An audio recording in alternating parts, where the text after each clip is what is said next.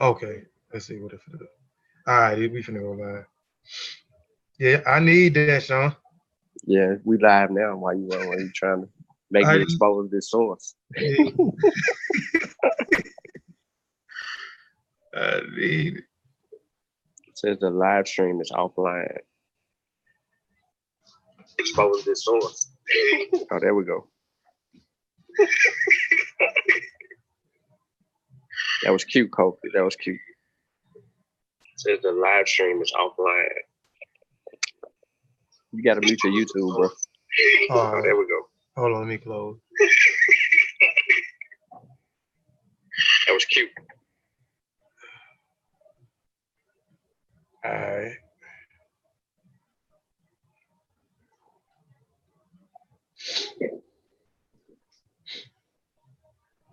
I'm trying to see it on my end. Okay. I can see it. All right.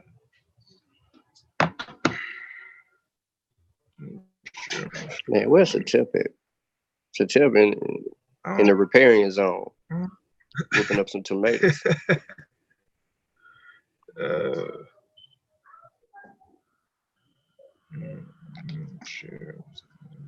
gonna leave my stuff alone.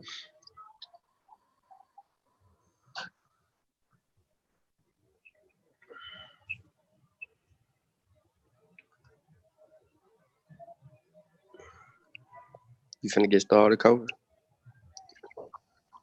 Yeah, I'm finna I can see your turn the screen. mute on. Hold on. Yeah. You see my screen? Okay. Let me enlarge.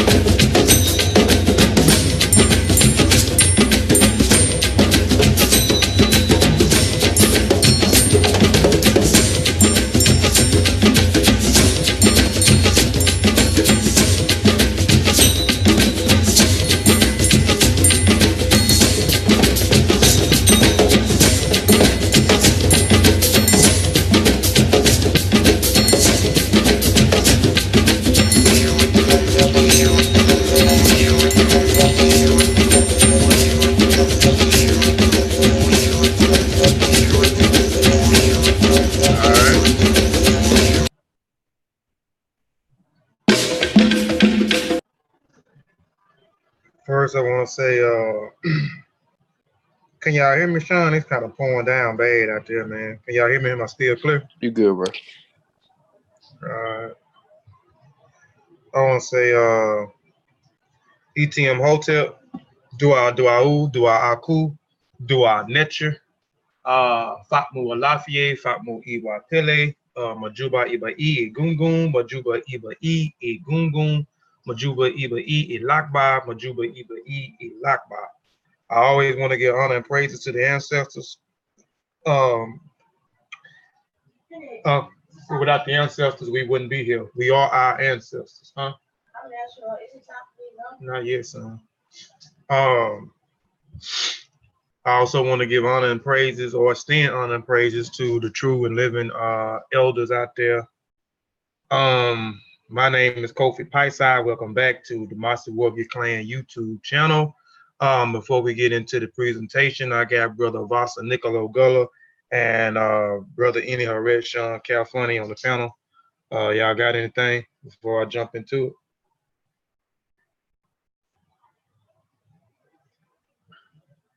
Nah, let's handle business. Peace to everybody on the panel and peace to the audience.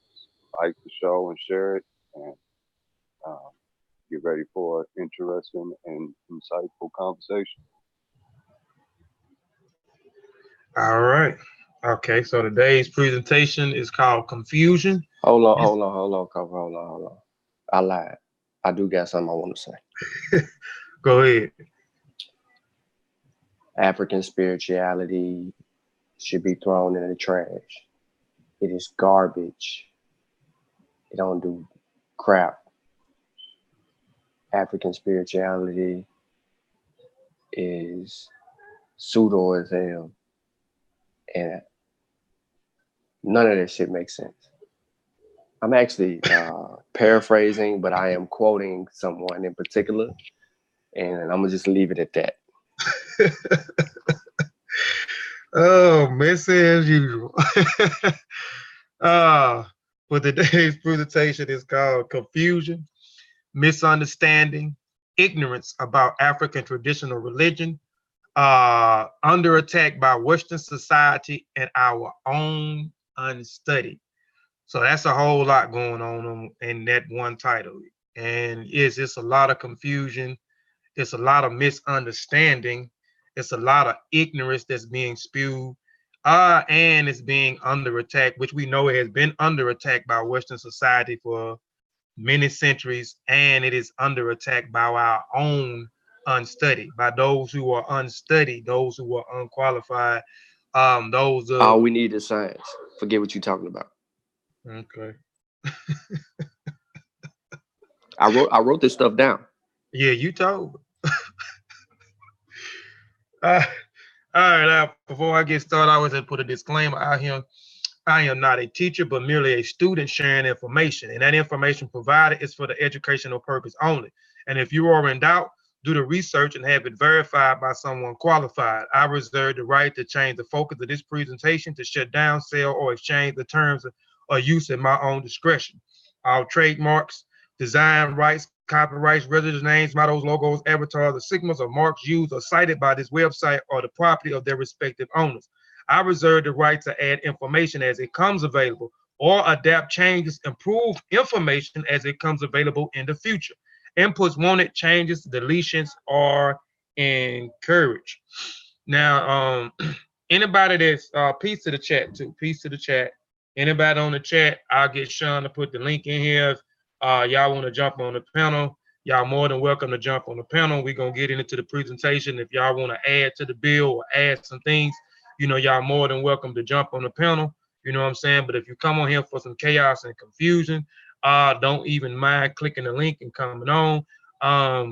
If you coming on here with some bad character, don't even mind clicking the link or coming on. If you are trying kind of come on to be confrontational, don't even click the link and come on to the panel. But Sean, if you don't mind, you'll put the link in the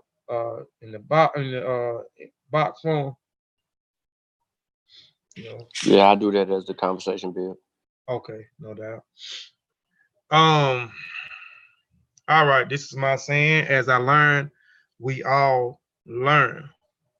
And my other saying, let's get this culture. And today we're going to get this culture.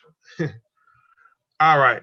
Before we get into the slides on this presentation, I want to say all religious stories, myths, folk tales, folklores are made up in the minds of men and women.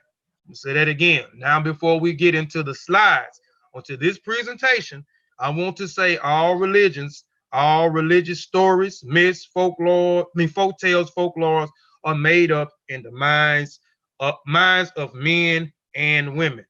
We finna get into the slides why I say that. Now, how African religions were founded. Some of the world's religions like Christianity.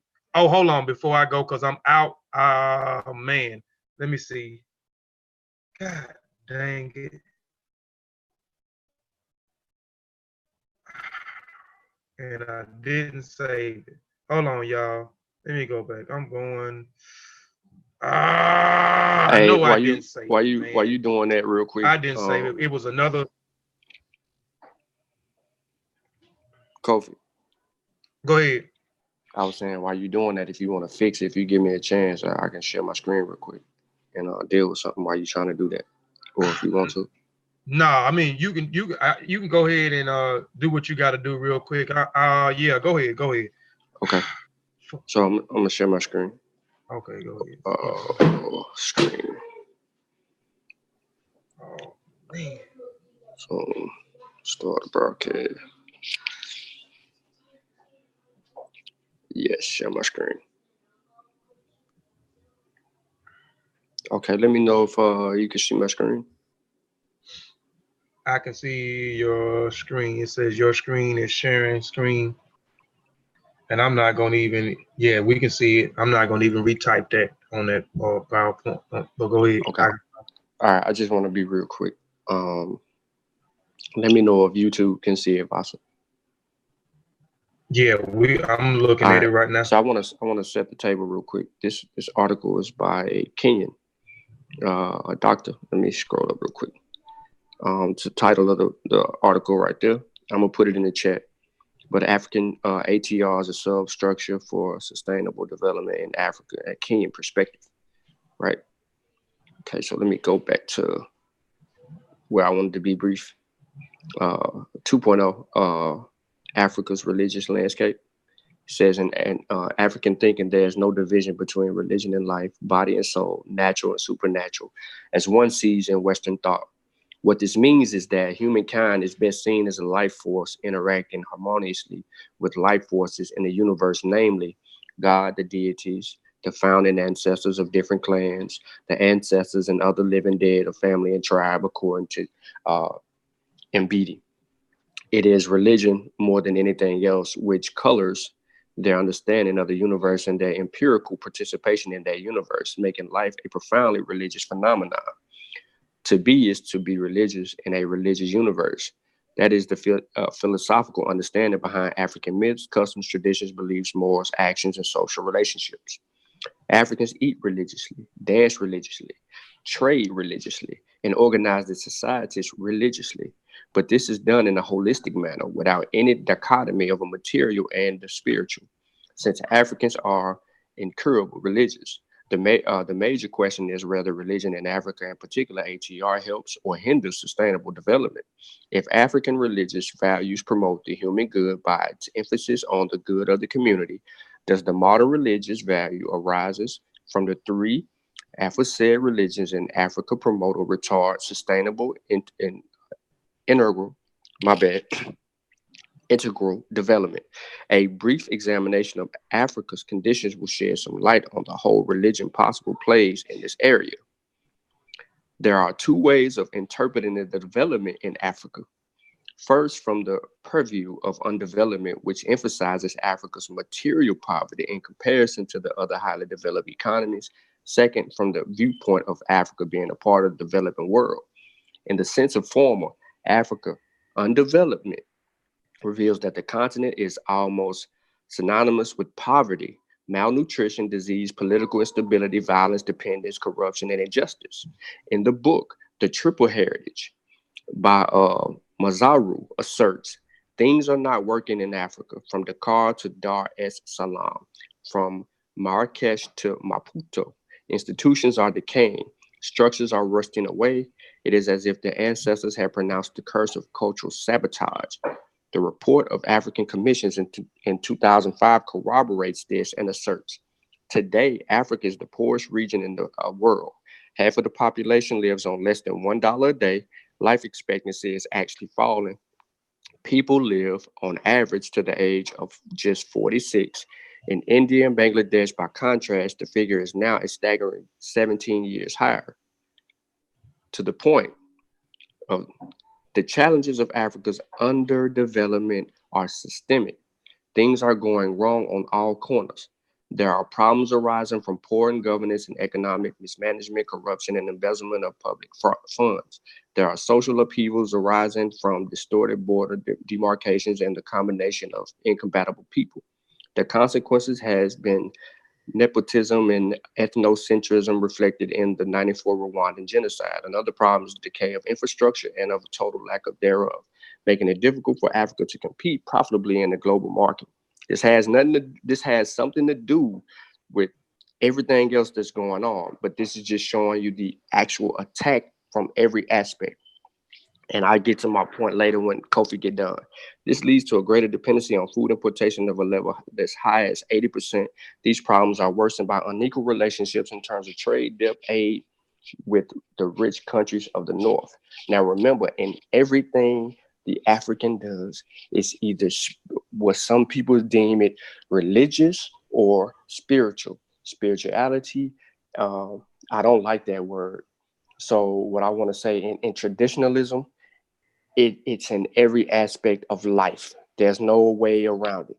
We do these things simultaneously to be in harmony with nature or the universe or scientifically, however you want to do it. But the underdevelopment is the key principle here for me in my argument and the focus of what's going on with the miseducated. But go ahead, Kofi.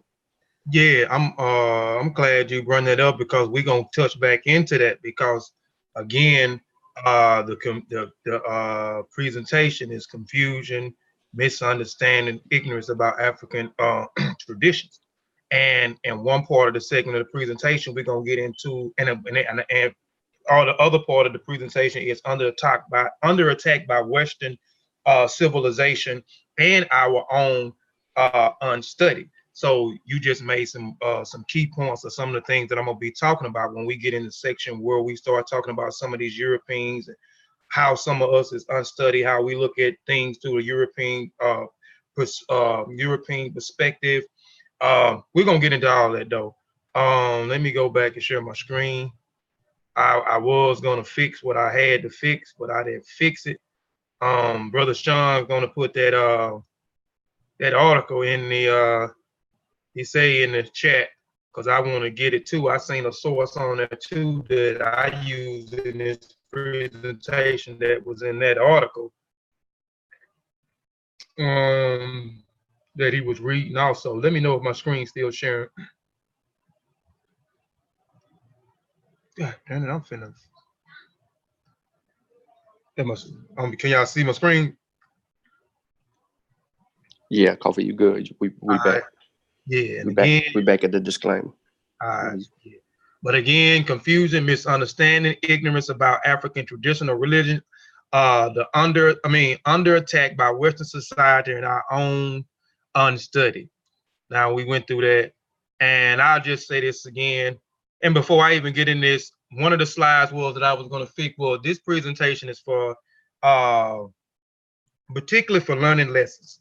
Particularly for learning lessons. This is for my Christian brothers and sisters. This is for my Islam brothers and sisters. This is for my Hebrew brothers and sisters. This is for my conscious community, social media community, unstudied brothers and sisters. This is just only for learning purposes. That was one of the slides. Now, this slide, again, I'll reiterate this slide. Now, before we get into the slides of this presentation, I wanted to say all religions All religious stories, myths, folk tales, folklores are made up in the minds of men and women.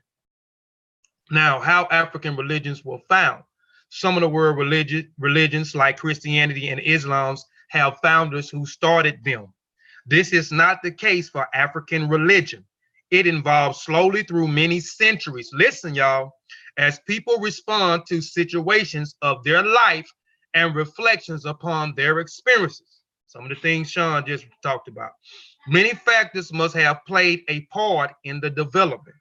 This includes a geographical environment / mountains, rivers, deserts, and forests, the change of the seasons, the power of nature, such as earthquakes, thunderstorms, and volcanoes, calamities, epidemic, diseases, births and deaths, and major historical events like war, locust invasions, famines, migrations, and so on. To these must be added man's reflection on the universe, the questions about its origins, the earth, the sky, the problems of evil and suffering, the phenomenon of nature, and many other problems. Now, religious ideals and practice arose and took shape in the process of man searching for answers to these questions and the ways of making human life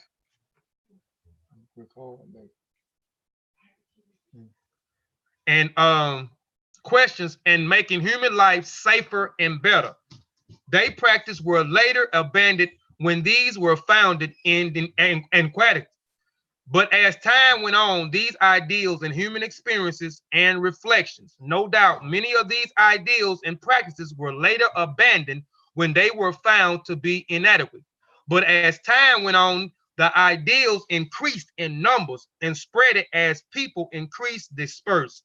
Many religious practices sprang up stimulus in different parts of the continent, while others spread through the contact of different societies. Now let's go back to the previous slide. Now, what is these two slides talking about? And many people who looked at my two presentations, I don't know what the name of them was, African spirituality, African traditions, the how and the why, the knowing, I don't know, you know, I had these long titles, whatever it was, I did a part 1 and a part 2, and I did an article as well talking about African traditions, African culture, the way of the ancestors, African spirituality, African traditional religion, whatever you encompass on. Now, this is talking about, now we know when we look at, that's why I said, and we look at things, and I understand why certain people make certain statements about certain things, because we was raised in Western society. We're raised in Western society. We've been taught in their school about Western society, how they did this and that.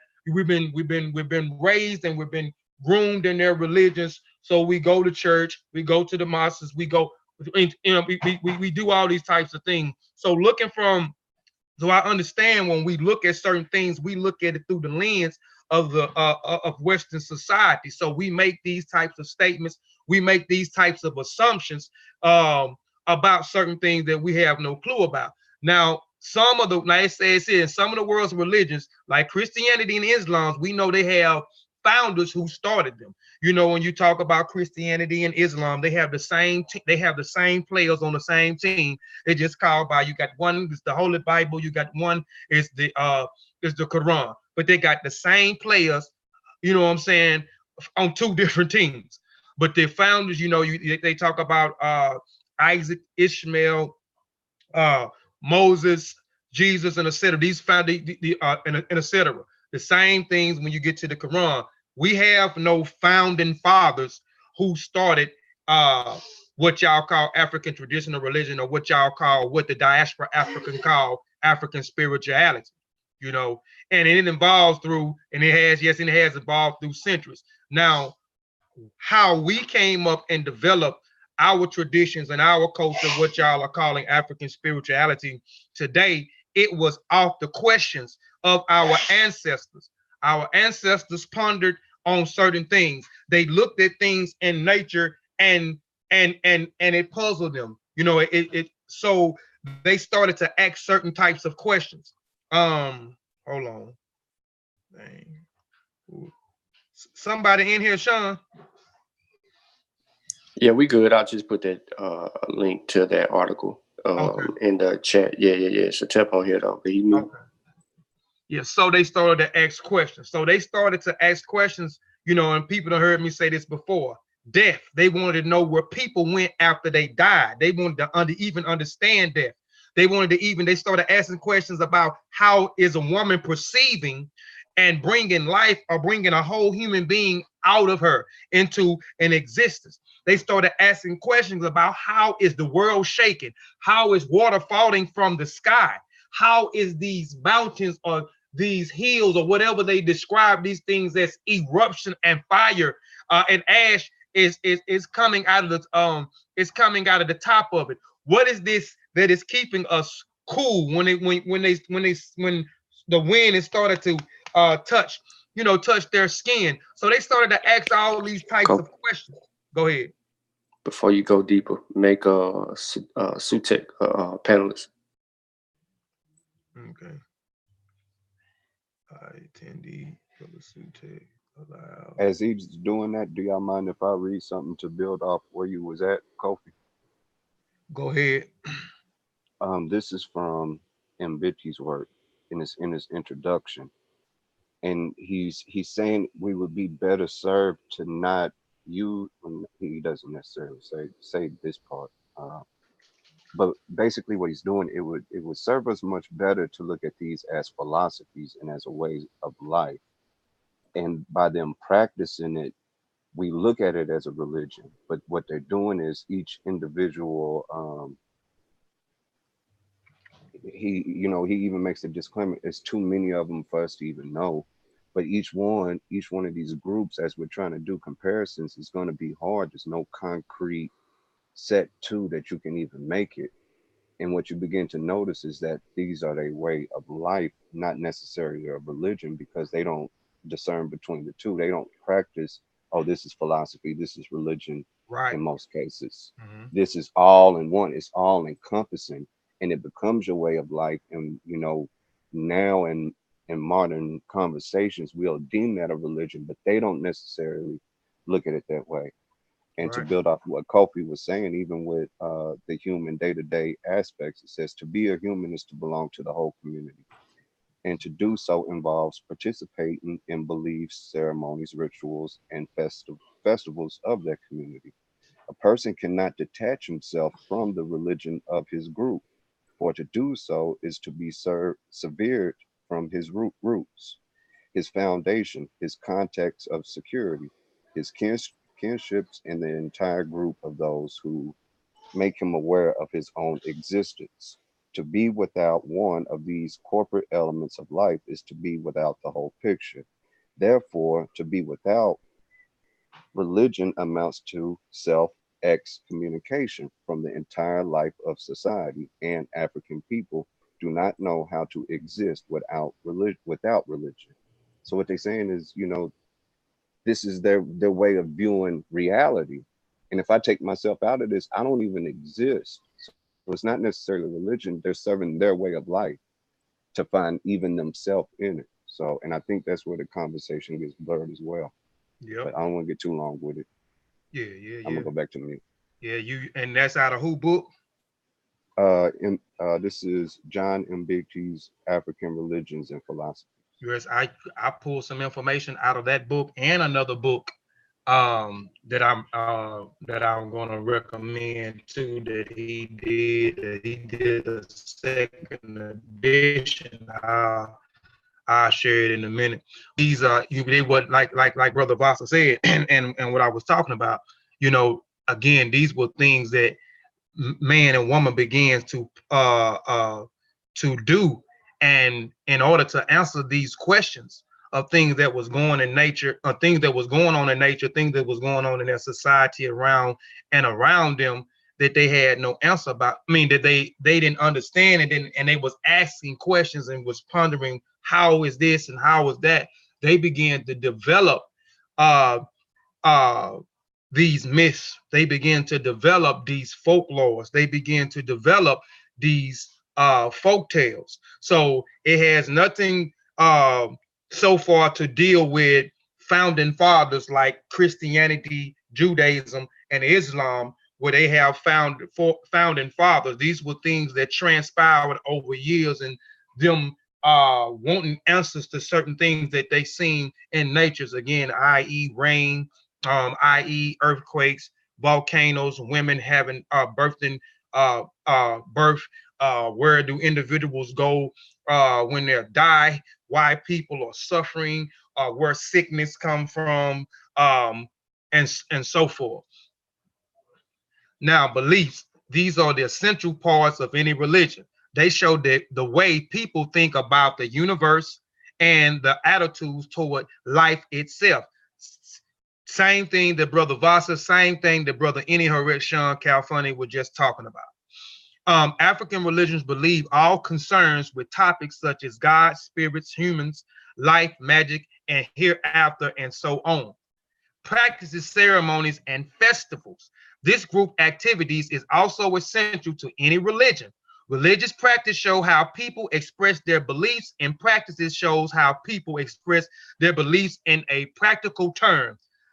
They include prayers, making sacrifices and offering, performing ceremonies and rituals, observing various customs, and so on. Festivals are normally joyous occasions when people sing, dance, eat, and celebrate a particular occasion or event. For example, there are festivals to mark the harvest time, to start the rainy season, the birth of a child, and the victory over enemies. You will find many religious practices and festivals in African religions. Yes, there are many. You can't subtract that from their way of life. There are many, many festivals, as it said in this slide, pertaining to someone who actually the birth of a child, someone who may be transitioning from puberty into adulthood, reaping benefits from the harvest as individuals go out and plant and they reap the benefits from what they have planted. Victories from enemies. There's just so many different invoking the ancestors. There's so many different things that's pertaining to their within their festivals. Excuse me. Religious objects and places. The parts of religious cover the things and places which people have set apart as being a holy or sacred. They are not commonly used expected for religious purpose. There are many such religious objects and places. Some are made by man, but others are taken in their natural forms and set apart for religious purpose. Some belong to private individuals and families, which others belong to whole communities in a given region. This includes places like shrines, groves, sacred hills, mountains, objects like rivers, amulets, charms, masks, and many others. And this is pertaining to the religious objects and the places that they're sacred. Here is what they call an Alusi. This is a shrine here. This is a shrine by the Igbo people. The Igbo people, they have some that all of the African traditions are the way of the ancestors, African spirituality, African traditional religions. They all have similarities. And we know about, you have the high deity, then you have the lesser deities up under the higher deities, then you have the ancestors. But here with the Igbo people, you have the deity, higher deity, you have the lesser deities, and then you have the minor deities up under the lesser deities. Then the ancestors come into place, and then humanity comes up under, falls up under there. Now, Alusi is the lesser deities, the same thing of what we see with the Orishas. The Orishas are the lesser deities, the same thing we see in Kemet with the Netra'us, the same thing that we see in Togo and Benin with the Vudan. You got the Vudans, the same thing that you see in the Ghana tradition. You have the Obuzums. So here is Ela. Ela means the earth and the land of the Igbo Anansi. It is the feminine and the spirit of the responsibilities for the mortality, fertility of the dead ancestors who store in the underworld in her womb. It is the head of the Igbo pantheon, maintaining the order and carries justice against wrongdoers. Ela is the most prominent in worship of Lucy. Almost every Igbo village has a shrine dedicated to her called the Ihu Ala, where major decisions are taken. Here is another elusive figure by De Niro Awa Igbo, because they are broke up into a lot of different clans. The Igbo tribes are broke up into many clans. Here is another form of what that slide was talking about. We have masks. We know masks are also encompass into the African traditions or the African traditional religion or the African spirituality. Here is an initiation. I just want to make sure because this thing flashed across here. My internet is unstable. Am I still clear? I ain't gonna go no further till somebody tell me I'm still good, Kofi. You was chopping a little bit, but you went back in order. Okay. So you sound good at the moment. And all right. it looks like it might have. And it also looks like it's keeping current with your slides and your audio on the YouTube side too. Okay. All right. Initiation rituals. This is giving you another visual of a mask.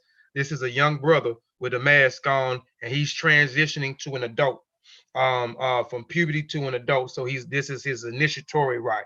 This is his rites of passage that he's going through. This is in Kasongo Luganda. This is in the Congo. This is in Central Africa. The initiation ritual from the Yaka people.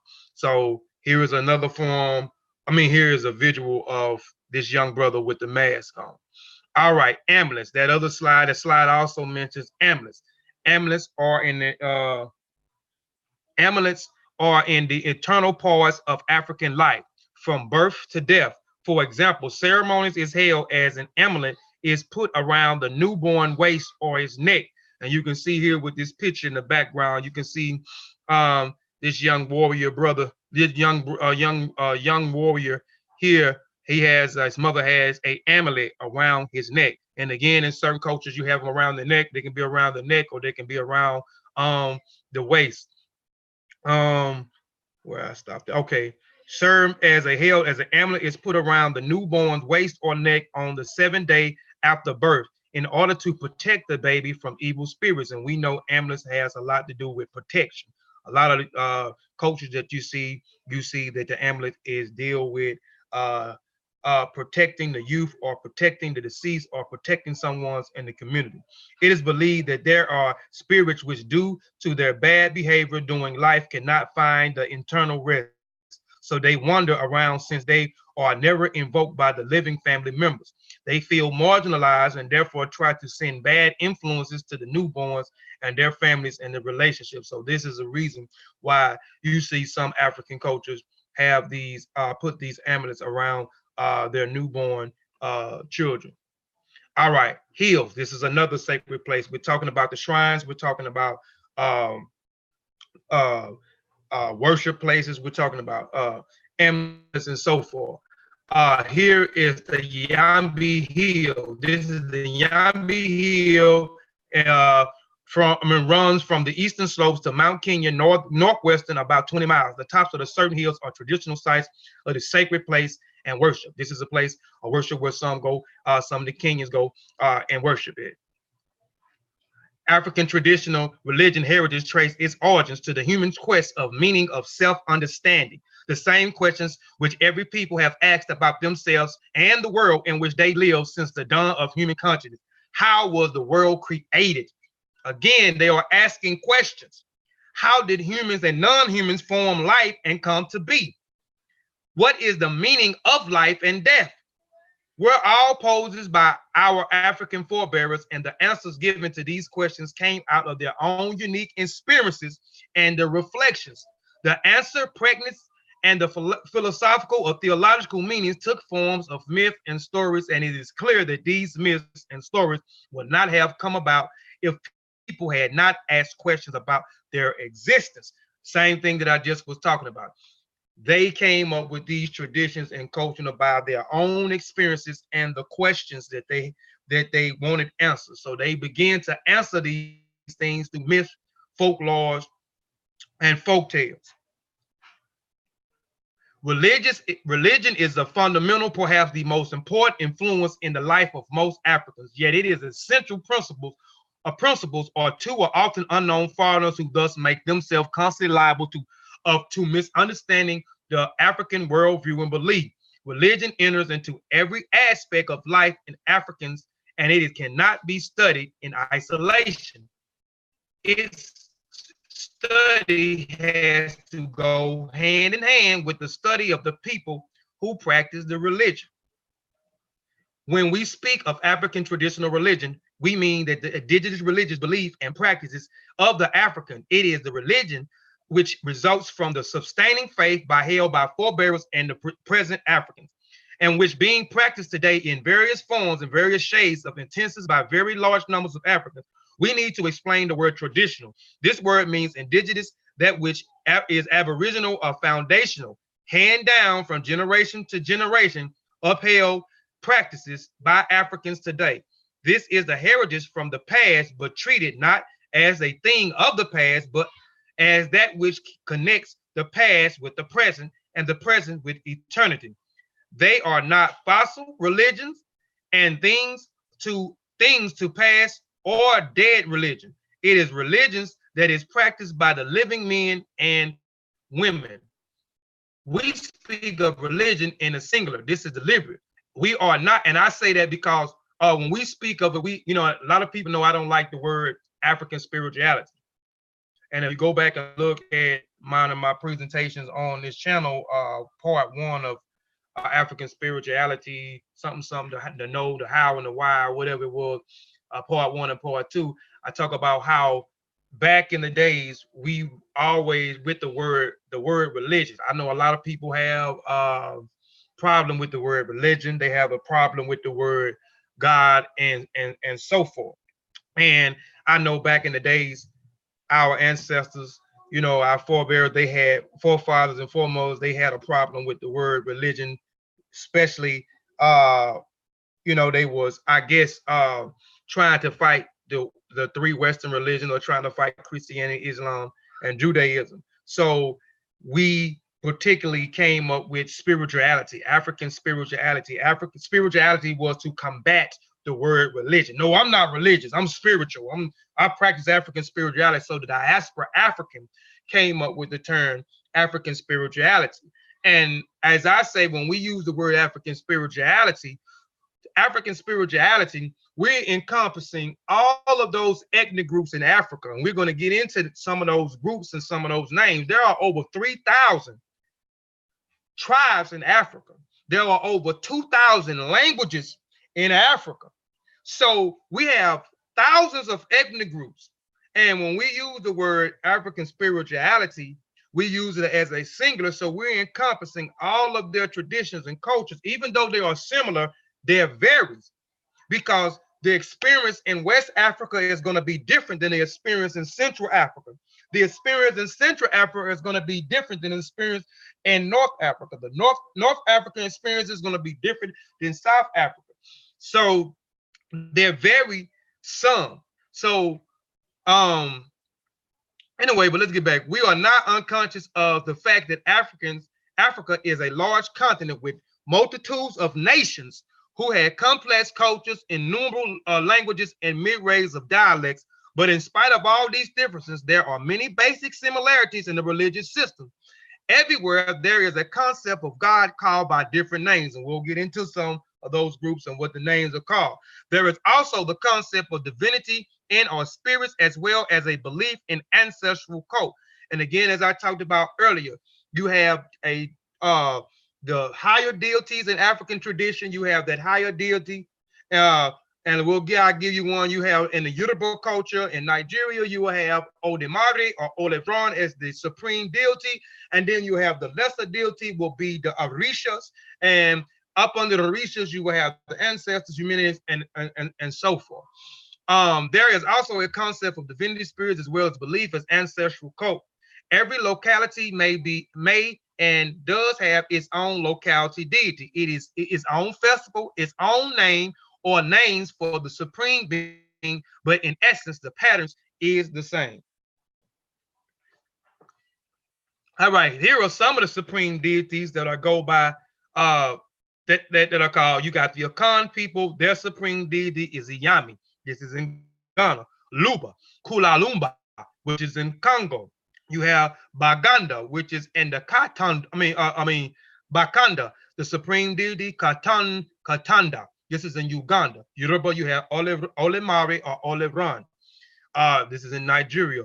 In the Zulu people, you have Nukulu, which is in South Africa. The Fulani, you have Dandara, which is in West Africa. Igbo, you have Chiugi, Chiwiwi. And I know I'm pronouncing the name wrong. I know a brother, when I did that presentation on the Igbo, he kind of had some issues with me pronouncing the name wrong, but my apologies for pronouncing the name wrong. In the Bashango people, you have the supreme deity is Bumba. This is in Zambia. So this is just a few names out of thousands of names. I just gave you a few. Here is different African tribes, traditional names. And again, I know the diaspora African, we say African spirituality. And again, we're encompassing all of those thousands of ethnic groups, spiritual system. I mean, their way of life into one. So here are some of the traditional names that they would be called. Because if you went to Nigeria, they might use the phrase African traditional religion. They do use that phrase over there. And again, like I said, I talked to someone from Nigeria. I talked to a brother from Nigeria. I talked to a brother from Ghana. And they all say they do use the word African traditional religion. And they use that because they don't want to use just the word. They want to make sure that they have African on the front and not just religion. And they want to have traditional. It is their traditional. It is their tradition, their indigenous way of life. So they use the word African traditional religion. ATRs, you heard brother Sean referred to. That's what it is, African traditional religion. But you go to the Igbo people, they're not going to say African spirituality. They're going to say Adoni. And I have a presentation for those that may have missed the presentation on the Igbo people, because the traditional religion is the Odinani. The Odinani is the name of their tradition or their way of life. And most people think that the Igbo people are Hebrews or Jews. Their indigenous religion was Odinani. Zulu people, Ugami. That's named Ofatura, and this is in Senegambia, the Sira people. You go in the Congo, you got the Bakongo. You got also in Central Africa, you have Mbuti. You go to Ghana, also you have Obe that is practiced by the Ashanti. You have Winti. You have the Akumi by the Akan, Ifa by the Yoruba people, Voodoo or Vudan by the Fon people in West Africa. You have Masa, Masa by the Masa people in East Africa. Also Kikuyu by the Kikuyu people in East Africa. Iyami by the Chui people that is also in East Africa, Mozambique and Tanzania region area. They're not using when they're naming their they're not using African spirituality or African traditional religion. There are around 3,000 tribes and 2,000 languages on the continent of Africa. As I stated, 3,000 tribes and 2,000 languages who have their own way of life, their own way of understanding. Here in North Africa, I'm not going to go through all these names, just to show a few. In North Africa, you got Bagara, which is in the Sudan. You have the Berbers. You have you have the Egyptians. You have the Fur, the Maghreb, the Moors, the Nubians, Tubas, the Tuaregs, and so forth. We have some more. Here, West Africa, you have the Adel people, the Akan, the Ku, the Baka, the Bambara, the Basa, the Pete, whatever that is, Buba, the Efe people, the Edo people, the Dede people. Some of these people we have already covered and talked about, especially I have on some of my presentation. Also in West Africa, you got the Eke people, the Asan, the U, the Fon, the Fuba, the Ga, the Hassa, the Igbo, the Ija, the Jala people, the Ignuro, the Mandika, the Mandi people, the Yoruba people, Wolof, Tab, Sanghe, Siri, Papel, and so forth. Here you have the Aka in Central Africa, the Baka, the Banda people, Chui, Chokwi, Ifa, Gibe, Congo, Kanuro, Lingala, Luba, Katoko, Mbudu, and so forth, so forth. But you see all of these groups, you have so many here, East Africa, Father Aga, the Baja, the Bella, the Guru, the Oromo, the Sohe, the Rashada, the Somalia, Tigra, all these different ethnic groups. I'm not going to go through them. Again, there are thousands. He got South Africa, one in particular that we may know of. We know the Massa, which is a famous, we did some on the Massa. So y'all to be familiar with the Massa, y'all to be familiar with the Kikuyu people, y'all to be familiar with the Tutsi people, y'all to be familiar with the Zulu people. Go ahead. Go. Throw all that in the trash. That don't mean nothing. Throw it all in the trash. It ain't doing nothing for nobody. Speaking of the Massa, when the Massa came up, I asked the question.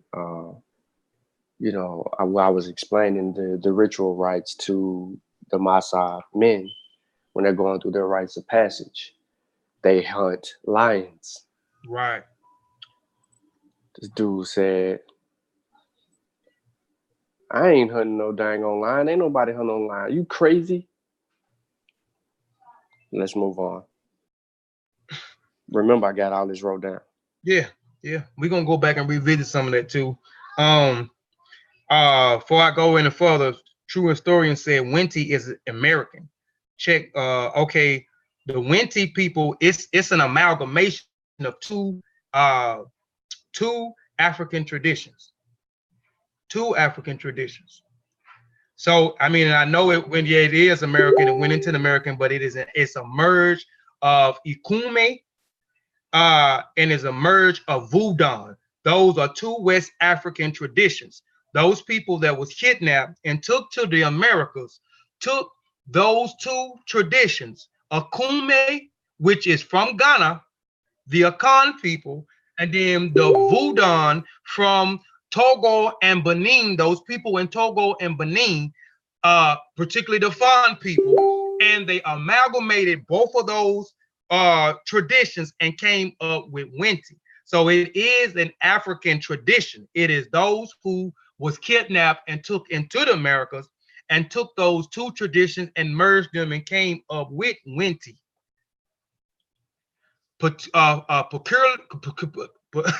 Peculiarities of the religion.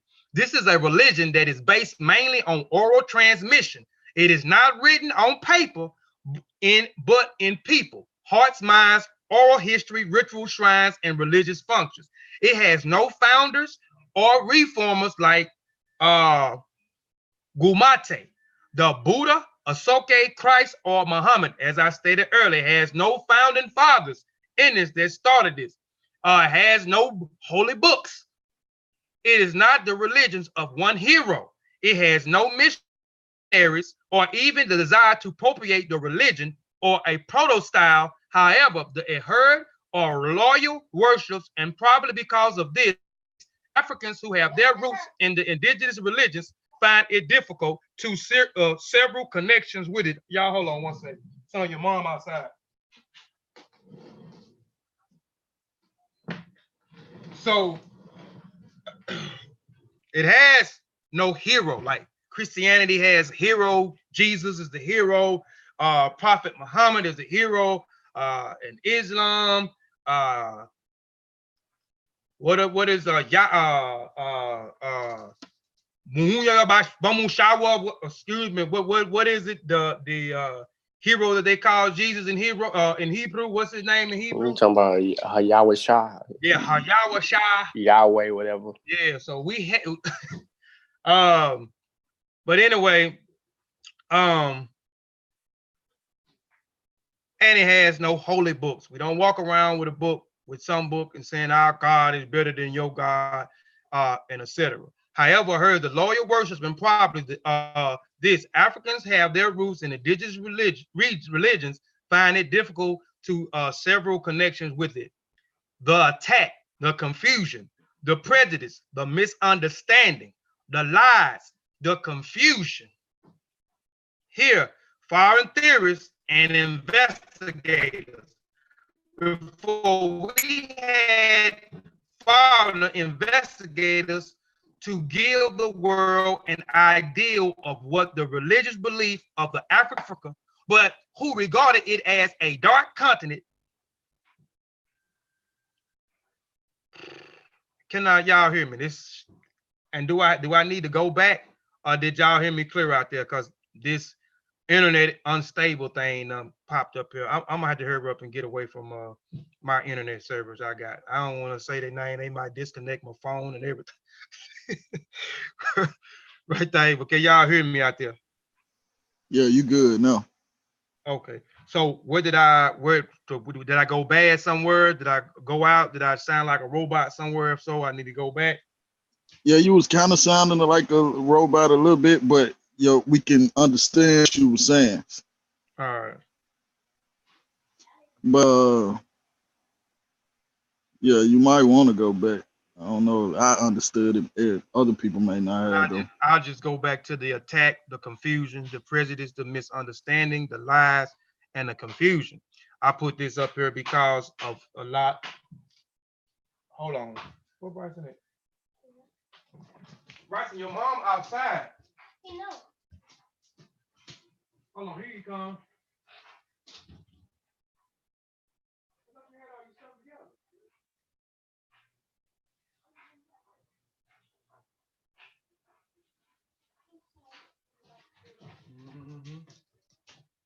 But yeah, sorry about that. But what I was saying was, we look at things, and again, we look at things through a European perspective. So we're going to go through what, by son, love you, why we say and we do some of the things that we do, and where some of the prejudice come from, where do some of the confusion come from, where do some of the lies come from.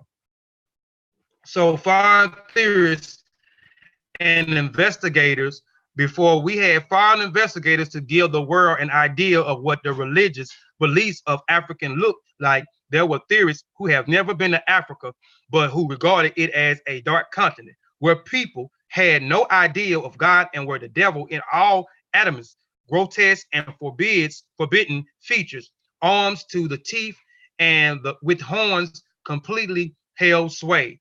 These theorists had fantasized tales to tell about Africa, and one such tale was recorded in the Berlin Journal, which Leo Forbes read before he ever visited Africa. This is the brother, and this is not the brother, but this European in the background. African to see things for himself, among other things, is said. Before the introduction of genuine faith and higher standards of culture by Arabs, the natives had neither political organizations nor strict speaking any religion. Therefore, in examining the pre-Muhammadan conditions of the Negro race, to confine ourselves to a description of their crude fetishism, their brutal and often cannibal customs, their vulgar and repulsed ideals, and their squatter homes. So this is from this individual who later went to Africa, but in the beginning, and he wasn't the only one. A lot of these guys came up with these different ideals, these crazy ideals about African culture, African traditions, barbaric. We was running around eating each other. We was evil. All these negative slurs that they had, and this guy said we didn't get some of that. I mean, we didn't start to kind of fall in line until pre-Muhammad, until the Arab came in, and then until they came in. I mean, it's so much. I read some stuff in the Berlin Journal, some of the things that this guy was talking about, man, and it's crazy. And he's pseudo. He related Africa as Atlantis, and when in some of the journal, when he did go and visit Africa, he called Africa Atlantis. We know we done smashed that Atlantis thing so much. But there was a similar dialogue tales viewed by Leo Forbes from other European theorists. They may state deities and philosophical concepts with savages and incapable of framing. These two quotations show the ignorance, prejudice, and pride of these theorists. They did not know, and they never confessed the ignorance about Africa and the Africans. And I see a lot of the brothers in the so-called our conscious community that does the same thing, speaking ignorance about African culture. Never been there, never studied African culture, don't want to study African culture. They know a little bit about culture that they was raised in, for as the three Western religion are Christianity, Islam, or Judaism, which most of us was going to church. Half of, maybe 85% of us was in the church. So we said we said some of the same negative things that they said, and speaking on things that we have no clue about. While some scholars admit that the whole of Africa could not be a spiritual vacuum, they raised doubt as whether the God that Africans believed in was a real God or their own God. They started coining expressions like high God and the supreme God. So you can see later on, after they start acknowledging that we do acknowledge some type of force, higher force out there, so they started coining these phrases as the high God or the supreme God, and you see the Hebrews use it a lot, the Most High, trying to distinguish their deity from anybody else's deity.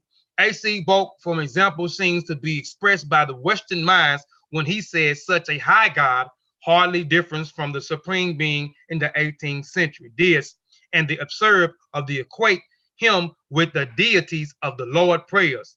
Here we see Bokik is propounding a theory of many supreme beings in order to place the African God at the lower level than the deity than he of the Bokik met in Jesus Christ. This is the intellectual attitude compete with racial pride and racial prejudice. And we see the same thing that goes on over here as well, especially in our families. You know what I'm saying? There are, you mention anything about their own culture, they always have something negative to say. And my God is better than your God. If you're not serving my God, then you're not serving the mighty God. If you're not serving Jesus, then you're serving the wrong. So you see the same thing that is still going on today. There were several investigators who were interested in finding out the truth about religion in Africa. Even here, we should remark that not all of them took the trouble to make thoroughly investigations. Some of them did their research part-time.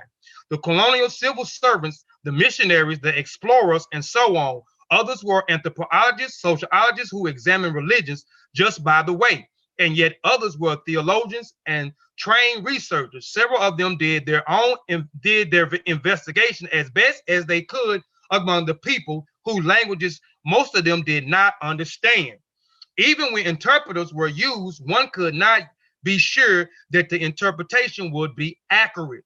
Among missionaries could be mentioned T.B. Freeman, T.J. Bowman, R.A. Stone, and N. Bowden,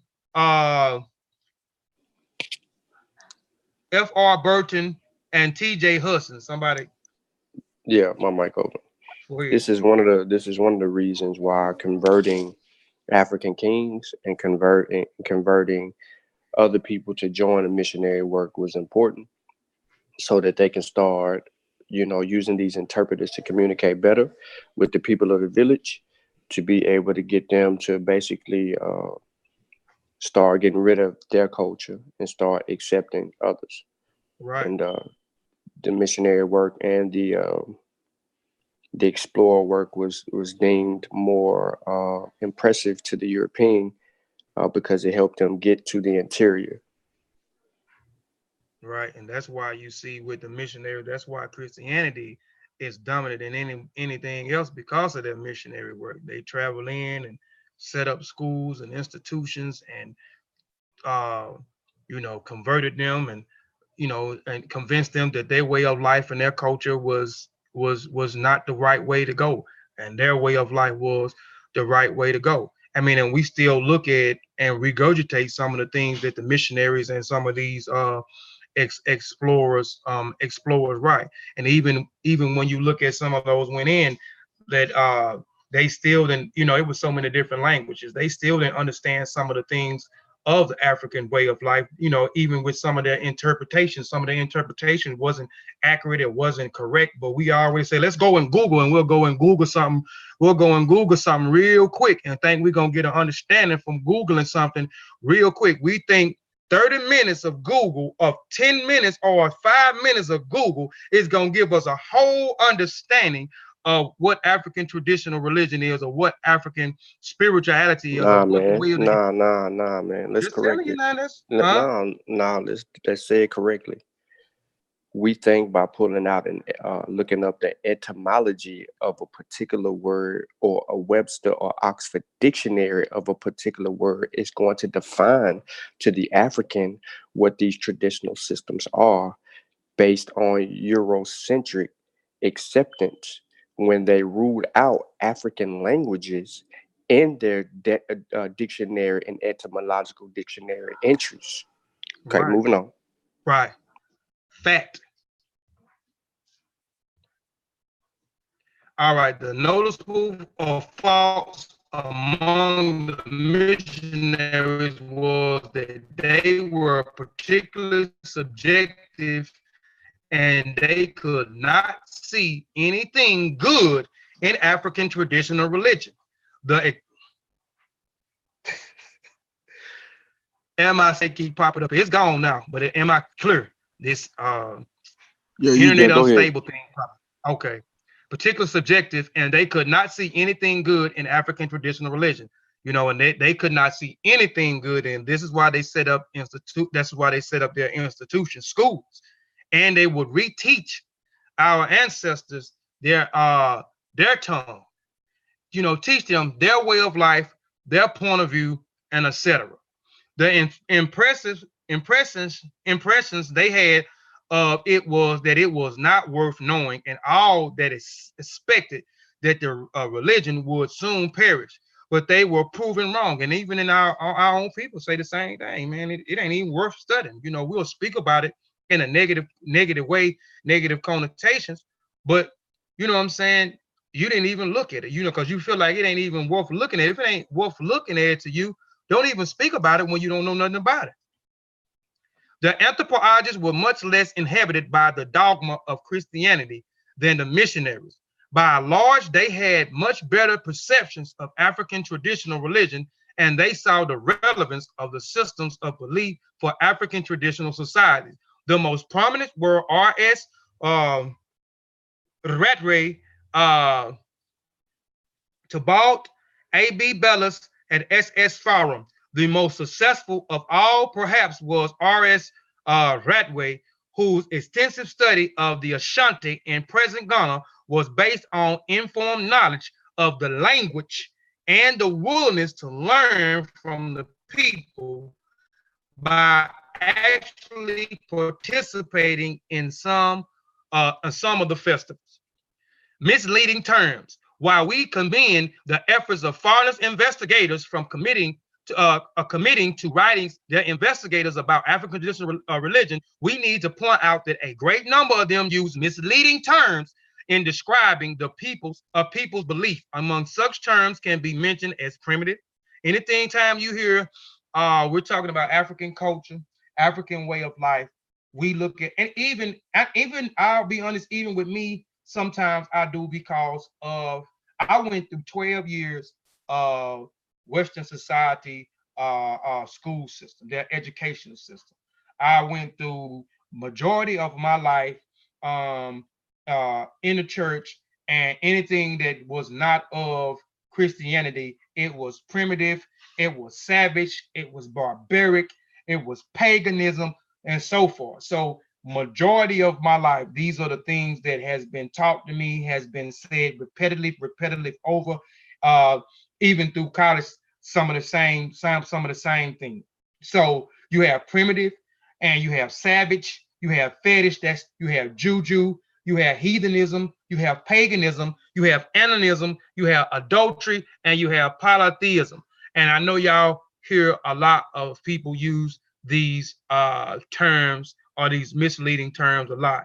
And even I know you may heard some of your own family member using some of these terms when you try to talk to them and explain to them certain things about their own culture, their own way of life. When you talk about the people on that continent that we call Africa, and the things that they do and why they do what they do. We need to examine some of these words to bring out their connotation.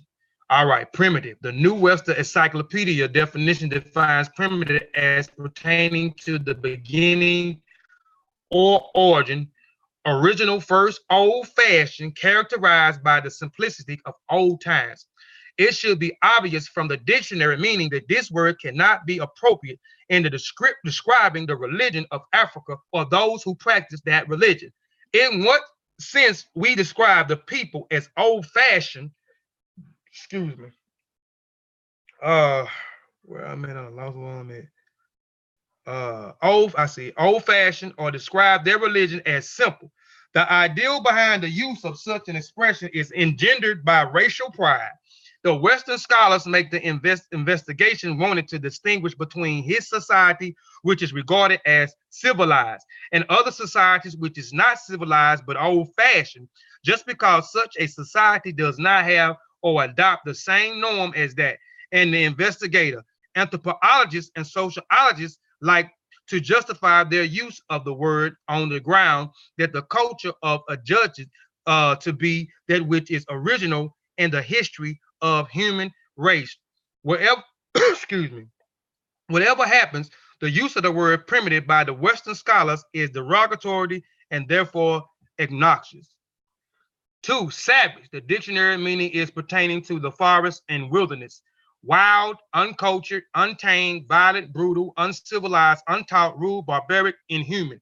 In one word, savagery is an opposite of civilization. So you get the word civilization, hence the word civil. So how could a people be uncivilized, untamed, unlearned, unhuman? If you go back and look at all of the things that we created, how can we create civilizations and not be civilized? Civilized, hence the word civil. So we were civil people. We did create civilizations. We were smart individuals. And we practice humanity at its highest form. So how can you say that those people were savages or they were inhuman? Fetishism. We hear this word a lot too when you describe anything dealing with African culture. You hear the word fetish a lot. Fetish, fetishism, which is a derogatory term. I even seen some people, continental African, use the word fetish too. Early in this presentation, we came across Farben, who claimed to have read the Berlin Journal, where it was stated that African was a place dominated by crude fetishism. This was the guy I was talking about who never went and visited Africa, but made up all these different and crazy stories about African and African culture, and then wrote about it. But he wasn't the only one. What does fetish mean? Linguistic claims that the word is a Portuguese origin. The early Portuguese who came to Africa saw that Africa used to wear charms and amulets, and so they gave the name fetico to such things. This is the same word as the French fetiche. The dictionary meaning of fetish is any object, animated or inanimated, natural or artificial, regarding by some uncivilized race with a feeling of awe of having mysterious powers residing in it, or as being a representative of a habitational of a deity. His fetishism is the worship of or emotional attachment to inanimated objects. Juju. You hear the word juju. The word juju in French is an origin, and it means a little doll or toy. Its application to African deities has been participated by English writers. And when we hear the word juju, again, it has its origin in dolls and little toys. A lot of that, when we hear that word, it takes us automatically to voodoo, but voodoo, but it takes us to the voodoo in New Orleans. I know to me, it take it into New Orleans because this is where I first heard of juju, or I even heard of voodoo, and this was in New Orleans. You know what I'm saying? But voodoo or voodoo comes out of West Africa and went on into the Caribbeans, went on into Haiti, went on into New Orleans, certain parts of New Orleans, Louisiana, and so forth. For example, P.A. Tablo in his life, Southern Nigeria, devoted 3 chapters of Juju among the Igbo people and discussed their variation divinities among them. How can divinities, however, manners, be described as toys? Africans are not so low in intelligence as to be incapable of distinguishing between an emblem or a symbol of worship and a doll or a toy. Juju is therefore one of the misleading and derogatory terms used by investigators out of either sheer prejudice and ignorance. And I know my brother Unc Banu. I knew my brother Unc Banu used the word juju a lot. He just takes the word and he flipped it, like a lot of us use the word nigger, and we flipped the word nigger and made it an enduring term. Still don't like to use the word nigger, but I know my niggas, I know this has become a part of our vocabulary, this word. So we took the word and we flipped it. The same thing that my brother, Unc Manu do, Juju life. He's not the only one use that, brother. Oh man, what's the I can't even think of his name, the brother that produced Dead President, Dead Prez, some of Dead Prez album. God, and he's heavy into the culture as well. I can't think of his name, but he used the word juju a lot as well. Dang, I can't think of his name. But number 4, and he's and I'm saying I'm trying to think of his name because the brother that you hear the song from, Flags Fly High, the flag, that's him. That's the guy. Tahir Yeah. RBG. Yeah, Tahir by RBG. Yeah, I didn't want to, not get his name. Oh, and Unc Banu in here. Peace, brother Unc Banu. Peace. Paganism and heathenism. And I done heard this, I done heard this a lot. You know what I'm saying? I done heard paganism and heathenism. I done heard this term a lot growing up. I was taught that, if it wasn't about the church, if it wasn't about Jesus Christ, if it wasn't about Moses, if it wasn't about Isaac and Ishmael, if it wasn't about the scriptures of the Bible, you know what I'm saying, pertaining to those people, then it's paganism, it's heathenism. So I heard this a lot. We choose to treat paganism and heathenism together because the meaning applies to them are similar, if not identical. The word pagan is from the Latin word paganus, meaning peasant, villain, village, or country district. It is also means one who worships false gods, a heathen. But when the meaning is stretched further, it means one who is neither a Christian, a Jew, nor a Muslim. But we use this word.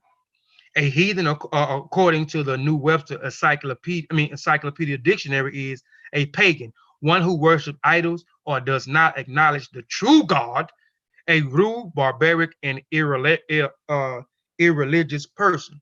And again, I don't have a problem with anybody. That's why I thought I saved the thing. That's why I said my Christian brothers and sisters, my Islamic brothers and sisters, my Hebrew brothers and sisters. I have no problem with them per se, or who they worship, you know what I'm saying, where they go to worship, who they surround themselves around with. I just have a problem when you begin to attack those that does not believe or think the same way that you believe, and feel like because you may call your deity by a different name, or you may revere it in a different way, or you may do a ritual or some other things in a different way, then it is barbaric. It is it is paganism. It is a heathen. You are a peasant. You know what I'm saying, for doing these. So that's the only thing. And trying to force it, even with African traditional religion. Again, I showed you in the slides, there was no founding fathers who started this. This was something that over time developed through experiences, going through nature and things that they went through in the community, and etc., and questions that they had that they was pondering upon, and the only way they was able to answer them was to create myths, folklores, and folk tales, you know what I'm saying, to try to get an understanding of why certain things was happening around them and to them. And when they developed what they developed, they did not force their way of life on anyone, you see. But with these, this is the only problem that I have. They will try to force this on you and make you feel bad. And then if you don't actually participate or fall in line with them, then they will curse you in the name of their God to be killed. This is craziness. So that's the only problem that I have with it, trying to force someone to believe in what you believe in, force someone to worship an African traditional religion or African spirituality or the way of the ancestors. You know, they didn't walk around with books trying to force anything on someone or convert someone into something else because they did not believe or prescribe or do things a certain way that they did certain things. Animism, the great advocate of a theory of animism was E. Taylor in The Primitive Culture. Many writers still describe African traditional religion as animistic. This means attributing a living soul and an inanimate object to natural phenomena. From our own studies of African traditional religion, we find there are unmistakably elements of animism. For example, the Iroko tree is not an original tree. It is believed to be inhabited by a spirit. And the Osun River is a river of Nigeria, is believed to be more than an ordinary river because of the spirit. Yes, we believe everything has a spirit in it. And it talks about the tree. Even when we use the tree for certain things, we talk to the tree. You know what I'm saying? We pour libations for the tree after we cut the tree down, but we ask permission also and tell the tree why we are doing certain things before we can utilize it to build our houses, to cover us, for food. I mean, to burn, to cook food, and etc. and etc. So yes, we believe that everything has a spirit, dwells in it, and makes the river efficient in many respects, especially during barrenness, lightning and thundering, and manifestation of the thunder god. But we have said this, we also need to add that it would be wrong to categorize the whole religion as animism. Every religion has some belief in the existence of the spirit. Even Christianity sees God as a spirit, and they that worships are the worship of the spirit and the truth. In other words, animism is a part definitions of every religion.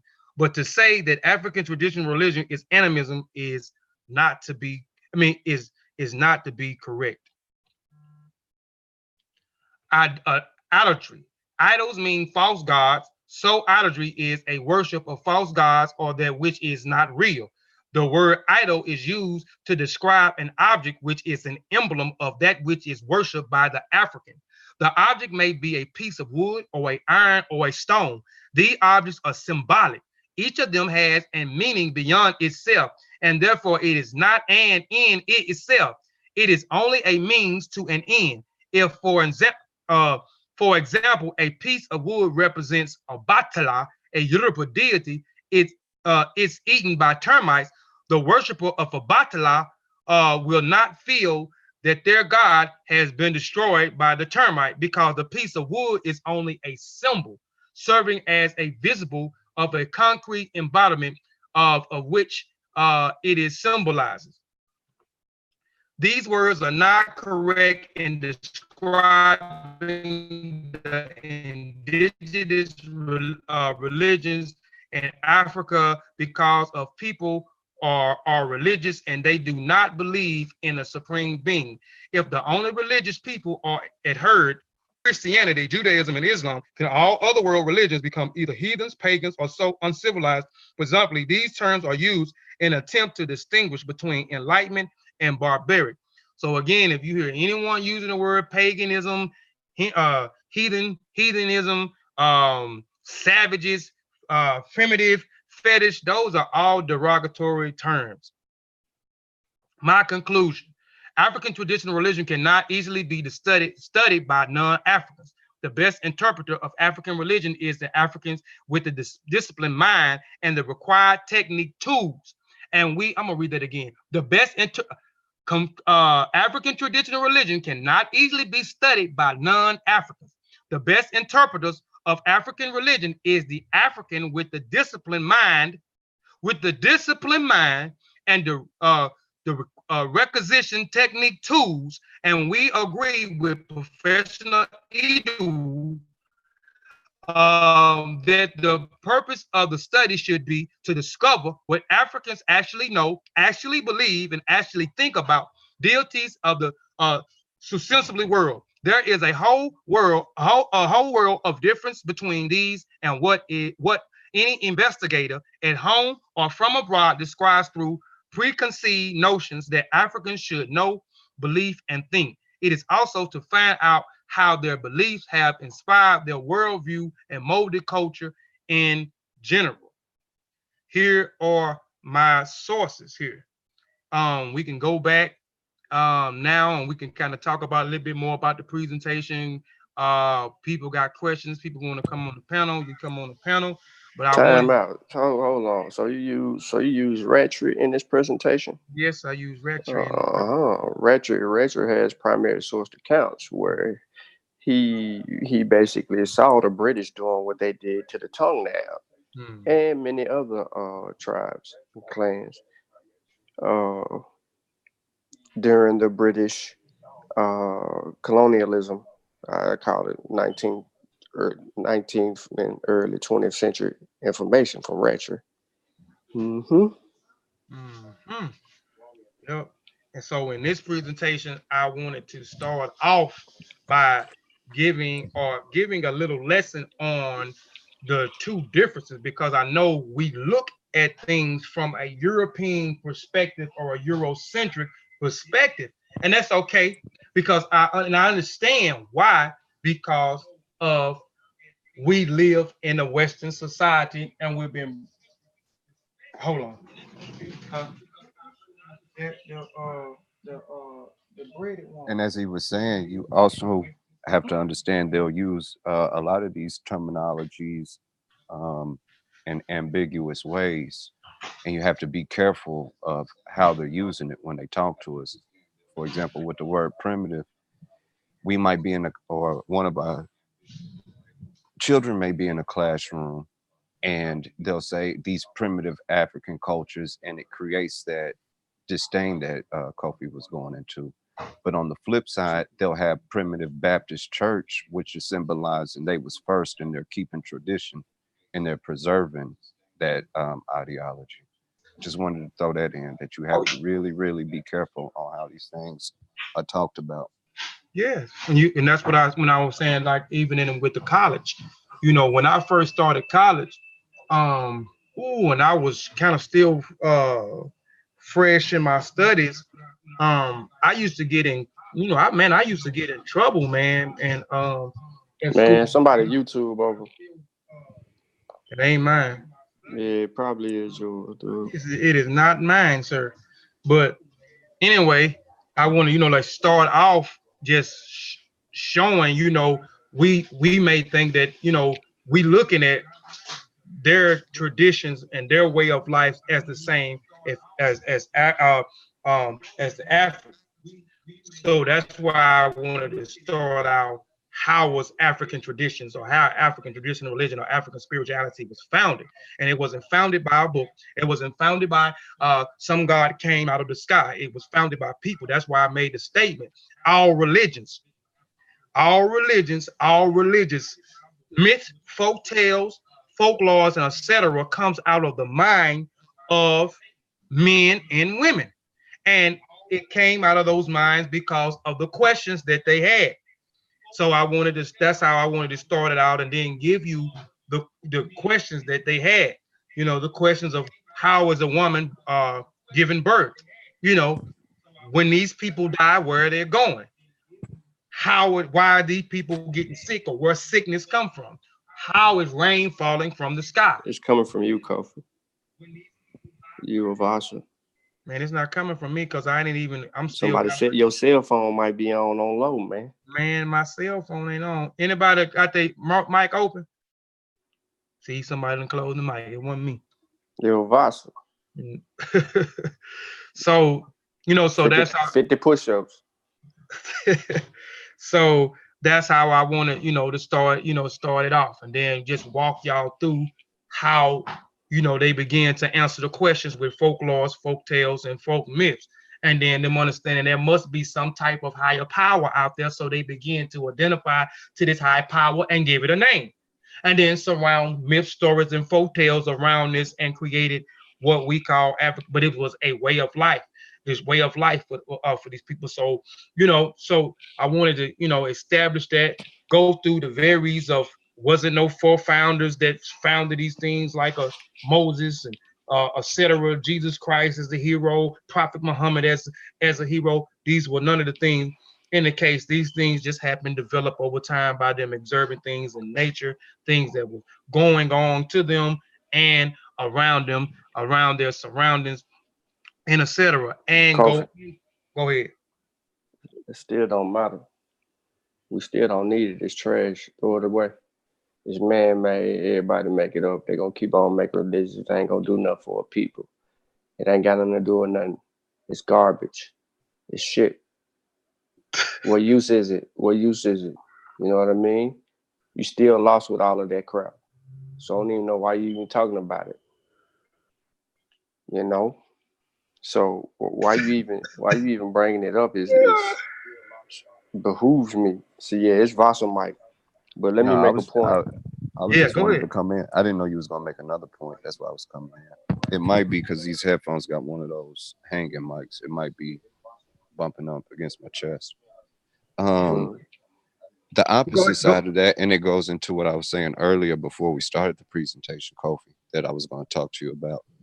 How can we show the functionality of how these different Western African groups or any African group function within their culture and draw comparisons of what we do on a day-to-day for a more modern group, so they can see why we study it and they can see why we say you need to understand it, instead of just immediately hiding, and more times out of fear of just having to do the work itself or open their minds to different worldviews.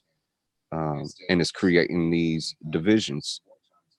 What, with y'all being more well learned into this, how do we begin to show that the functionality of it and make comparisons here, if any, that we can find, if y'all know of any, First of to all, eliminate these conversations? you're never going to eliminate the conversations because people who are not informed or study African culture in its entirety or complexity will always have the belief of their position, and I stress belief, the ignorance to not know. So what I was going to say is it will probably answer your question to some point.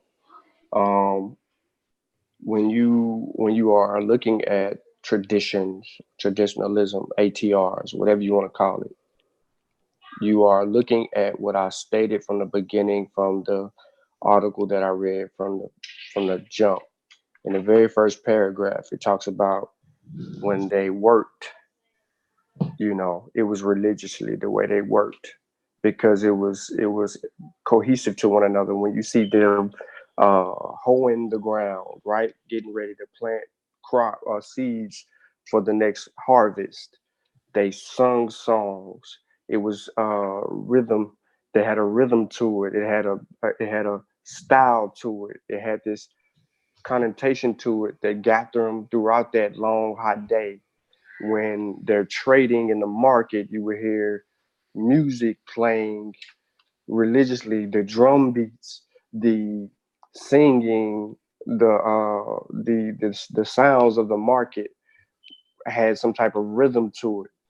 When you see them naming ceremonies, birthing ceremonies, wedding ceremonies, uh, funeral rites, when you see these rites of passages all of these things synchronized with one another as one heartbeat, because it was the community as a whole that embodied these same morals and principles that moved what we would call ATRs today.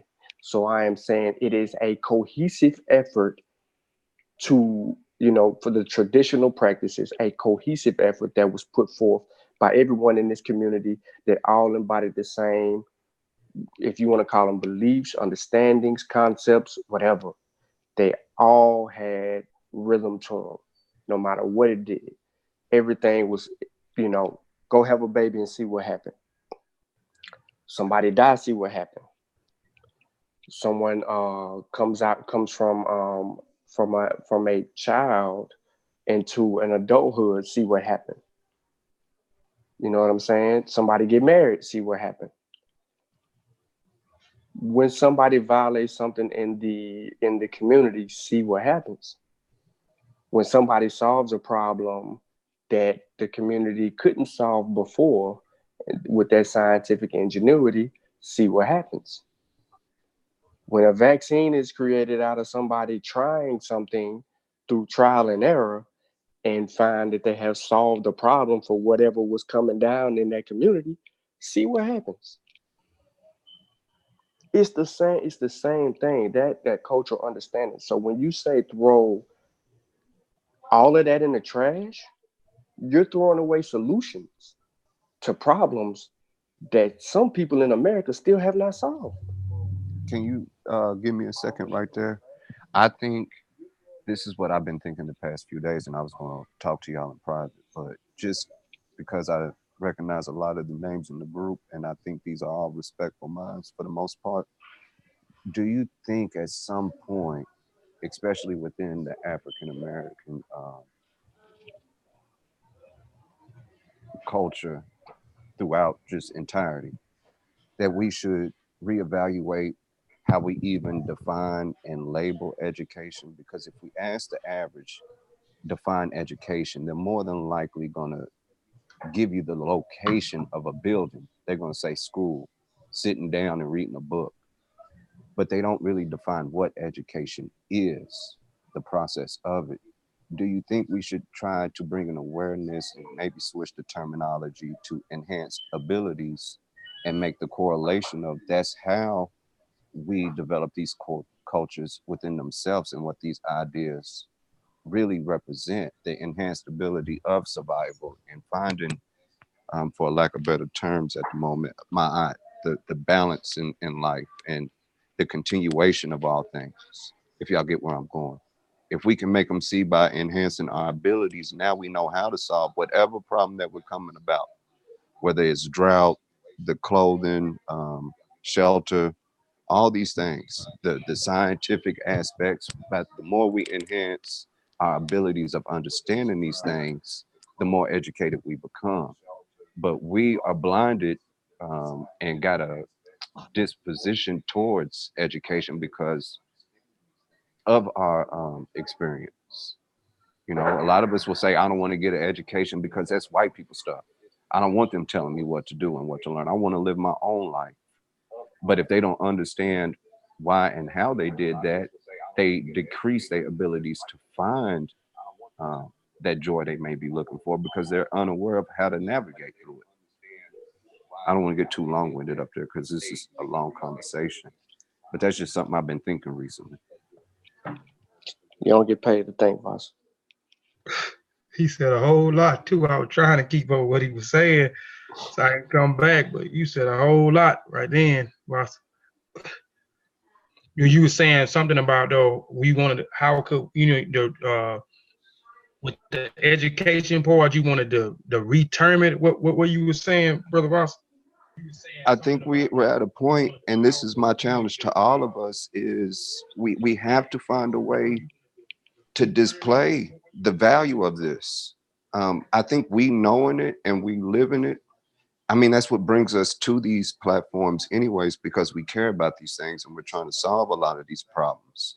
How do we convey the message of us knowing how truly important this is to those who don't? And I think a key fundamental starting point is just redefining what education is in our communities. You know, for so long we've been learning how to become more American. So a lot are gonna run from these systems. A lot of them, you know, when you say education, they have flashbacks of just learning who George Washington is 12 years in a row.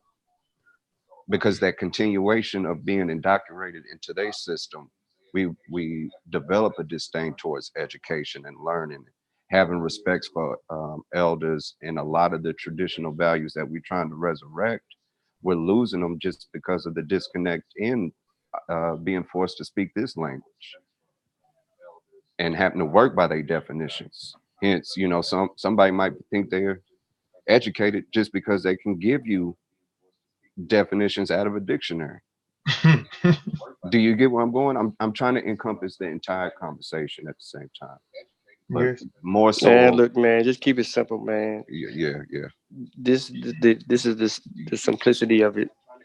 Is if you took the time out to study that which you do not know, maybe you can become more familiar with it, so that you do not take the position of ignorance that some people take in having a conversation. That's why I know we don't get answers. That's why the conversation always goes left. That's why there's always a frustration among a certain person or people. Is because, you know, they already coming from a place of ignorance, and then it's like you give them, you know, look, brother, here goes some homework. Or how about you pick up this? How about you just read something on the subject? Like, oh, I read some definitions. Oh, I read an article or two on academia. Like, okay, and then you try to make them the authority, and then I ask you it again. How are they the authority when they didn't even take into the account the numerous African languages or the concepts of cultural understandings that the Africans had? They just totally disregarded the African. Period.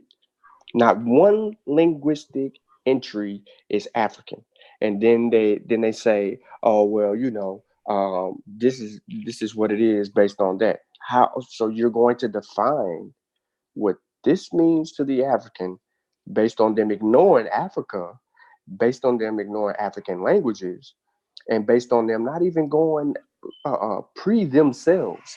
So they just disregarded everybody else except for what they thought and what they could come to a consensus on, and then they can put out and make you believe it.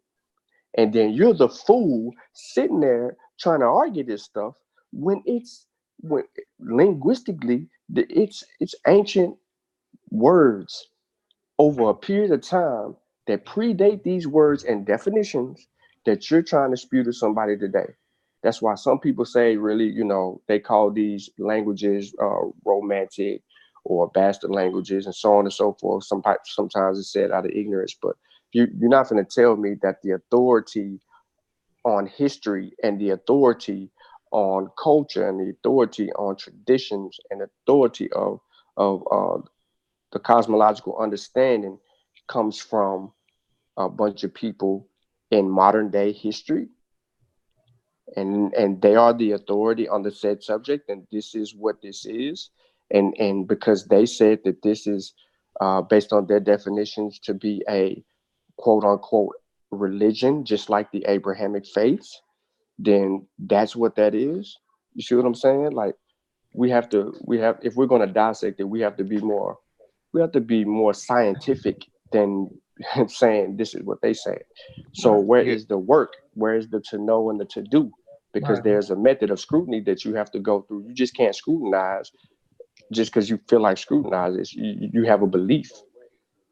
And Right. to give a working example of that, and y'all have to forgive for using such a mundane example, but to give a true example of that for those who may not understand this, maybe 20 years ago, if we went back and said, Stephanie kind of reminds me of a cougar, that might have been a compliment at that time to say, you know, while she is a woman and comparing that feminine energy to a feline, but strong and able to hunt on her own symbolically through life.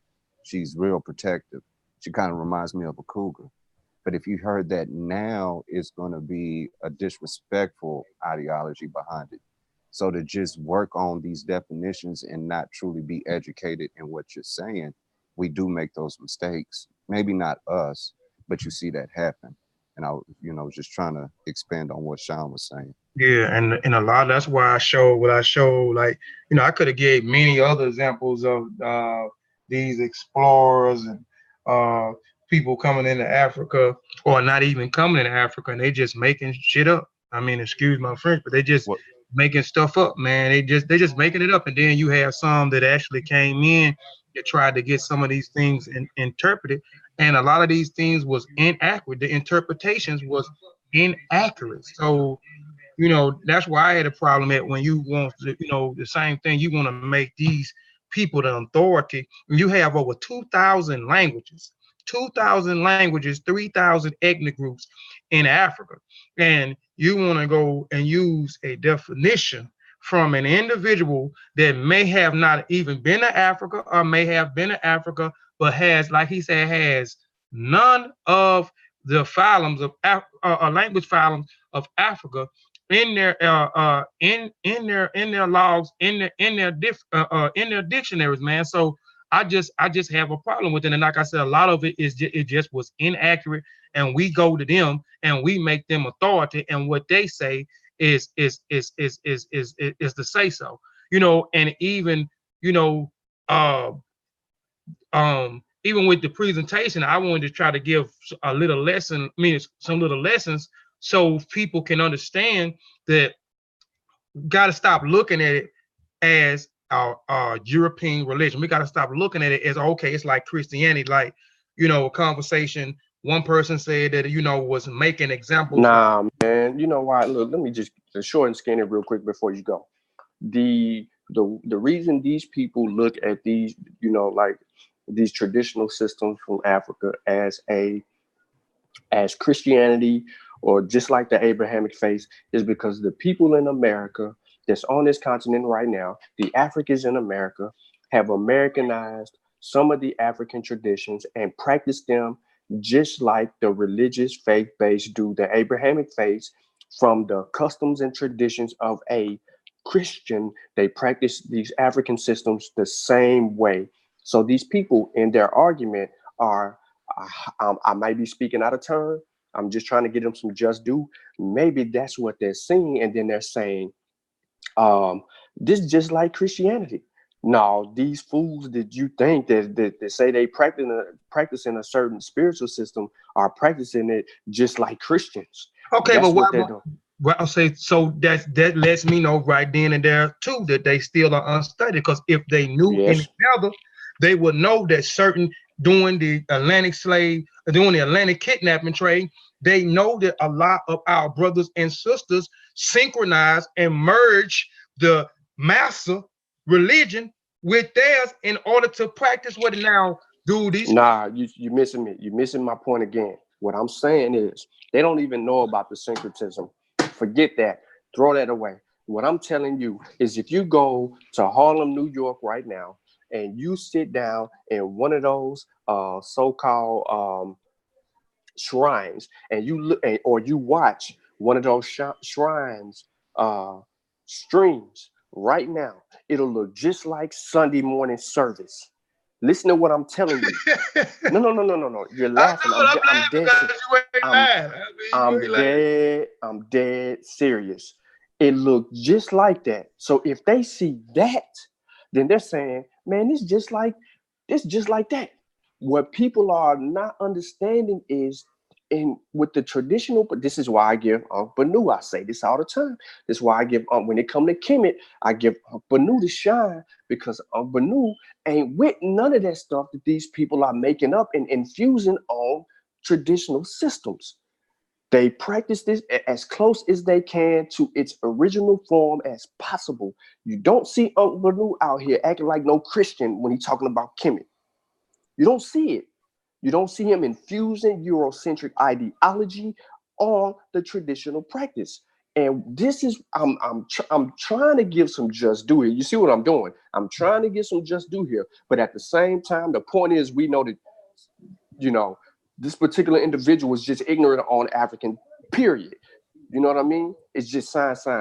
And you making that a religion, because Go ahead. Hey, Sean, do you think a lot of this is psychological as well? Do you think many of them kind of do what you kind of get irritated at and appeal to authority as they're trying to, kind of It's spread this out? beyond appealing to authority at this point now, man. Well, no. Where I was going, do you think a lot of them do it to appeal to the authority of Christianity or being trapped in the confines of I wouldn't necessarily say that. I'm just really I'm trying to get them the benefit of the doubt too. I'm just gonna say they don't know no other way to actually practice it. But okay, yeah. Hold on, let me come on up out of it. Did nobody else join the panel? Did I stop sharing? Am I stopping? Anybody just join? You and I'm trying to hold on. You still sharing, Kofi. It's just us. Ain't nobody else join the channel. But what I'm saying, your mic went out. Sean. Yeah, I was trying to give some other people a chance to join the panel. I know people were asking questions and my mic went out. Yeah, your mic went out. But is my mic on? Yeah, it's on now. Okay, so I was saying people just remove the deities and infuse African deities in replace of the Abrahamic faith deities, and then they still carrying along those same Christian church principles. That's what I'm saying.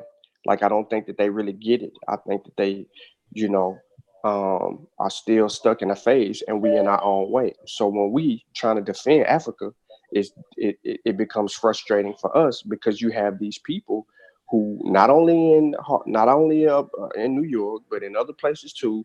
There's some places in California doing it too.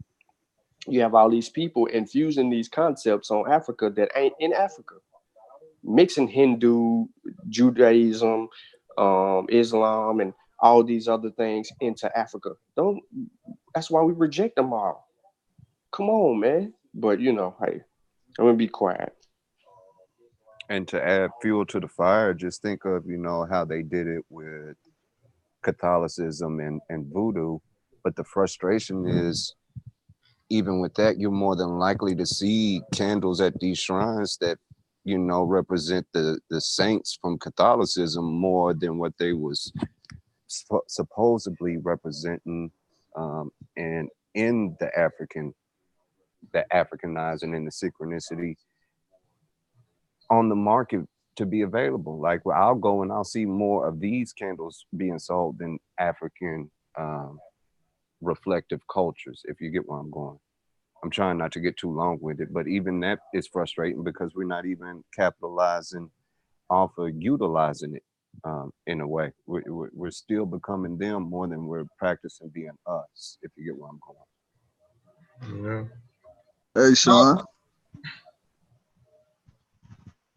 You trying to tell me that Kemetic Islam ain't the thing? Man, dude made it up. What's his name? Dr. Wesley Muhammad made it up. Oh, man. So that go back into Santeria too, right? Santeria, Palo, Shango Baptist. Mixing up the I heard they what's that Camdambole or something like that. Shoot. Damn. That's not how you pronounce it, but I know what you're talking about. I don't forgot the name of it. I forgot the name of it, but I know what you're talking about. I know what you're talking about. But I see some people in here. Why don't y'all go ahead if you know that? I'm trying to see if they got questions too. Jabari is not the only person in New York with a shrine. Let me repeat that. This just so people are really aware of what I'm talking about. Jabari Osei, however you want to pronounce his name, is not the only person in New York with a shrine. He's the only person that y'all know with a shrine because of Black News 102. He is not the only person with a shrine. There's other shrines. They pop up on my timeline all the time. And I do it and I hit their like page just so I can see how much foolery it is. This in there. I don't say a word. I just see it pop up. I listen for 5 minutes and I get off. It's more than Jabari. It's a gang of them out there commercializing Kemet. How do they know these things? Some of them you can't even read, ain't even reading from any text written in the sesh. None of them.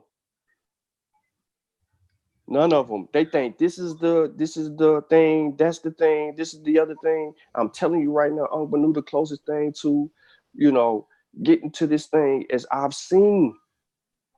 And I'm not downplaying all the other people that can read the sesh, that do have a shrine and are doing certain things right. Sanjetti's trying to right a big wrong by teaching people the sesh as a part of the shrine that he's a part of and educating them on certain things and practices. So Sanjetti's making a conscious effort to re-educate these people, to get them on the right path so they know exactly what's going on with these rituals and things of that nature, and how the Remech looked at life. Period. Yeah, but I don't think it's gonna change. I think they're gonna continue. Them shrines gonna continue on doing the same thing they've been doing, and that is looking at Budge work, looking at all those guys, Mercer, Faulkner. You know what I'm saying? This is where they're getting their information from, and a lot of their their translations are wrong. You know what I'm saying? It's especially Budge. I mean, we done seen so many inaccurate translation from Budge saying certain things mean certain things. So I mean, and this is where they're getting the information from. I mean, they're getting all the information from the old Egyptologists. You know what I'm saying? They're banking off of those translations from Mercer, Faulkner, Budge, and some of the other old Egyptologists. This is what they're doing. So I mean, until they really start to take it serious and make that a criteria of the shrine, in order to be a part of the shrine, you're gonna have to learn the sesh. You know what I'm saying? If you can't learn the sesh, then you don't need to be a part of it. You know what I'm saying? Because when you going, or you banking off these old Egyptologists, man, or you just I see some of them just making stuff up. You know what I'm saying? Keep them from learning the thing, so I can, same thing as what the church is doing. They praying off the weak people. You know what I'm saying? So I'm going to make sure I get people in here that I can say what I want to say, do what I want to do, and they're going to follow suit behind what I say. What I say is going, is what's going to be law, man. I mean, okay, I'm thinking I'm muted, but that's what I see. I see a lot of it that they doing. Some of the people over these shrines are doing the same thing these preachers are doing. And then when you get someone that's questioning, learning the language and pointing out certain things that, hey man, look, this is how you're supposed to be doing X, Y, and Z, or no, that's incorrect. They wasn't called this, or this wasn't called that, or no, the calendar has such and such days and not this, or it was this, or you got this here backwards. Then you claim, or you deem to be uh disruptive. You know what I'm saying? You deem to have bad character. Now they don't want those types of individuals in there, and it's a lot of shrines, and it's a lot of shrines. You know what I'm saying? So I don't want nobody to think that Sean is particularly talking about one shrine or talking about one particular brother. And this presentation was for a learning lesson.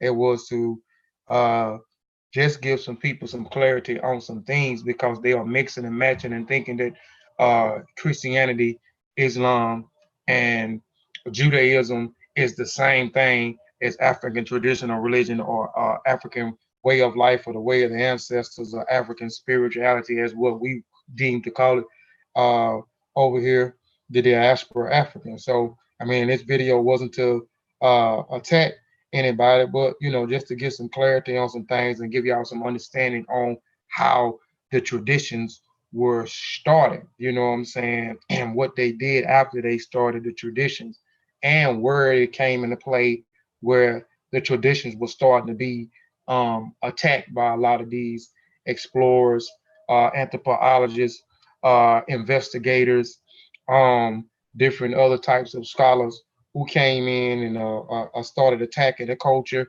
putting out certain types of rhetoric. Well, and but anybody else, man? Anybody else on the panel got anything, man? Or I see ain't nobody else gonna join the panel. I thought maybe a couple more people may have would have joined the panel, maybe True Historian or Marcel. I see this person. Mo had a question about hold on, I'm trying to hear.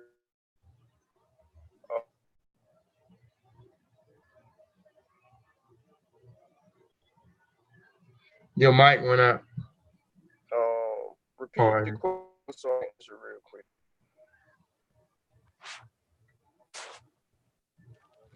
Mo, repeat your question. Why can't science or African traditions take over? Why is Christian practice so loud and relevant to people? Is that the question, Monica? Repeat.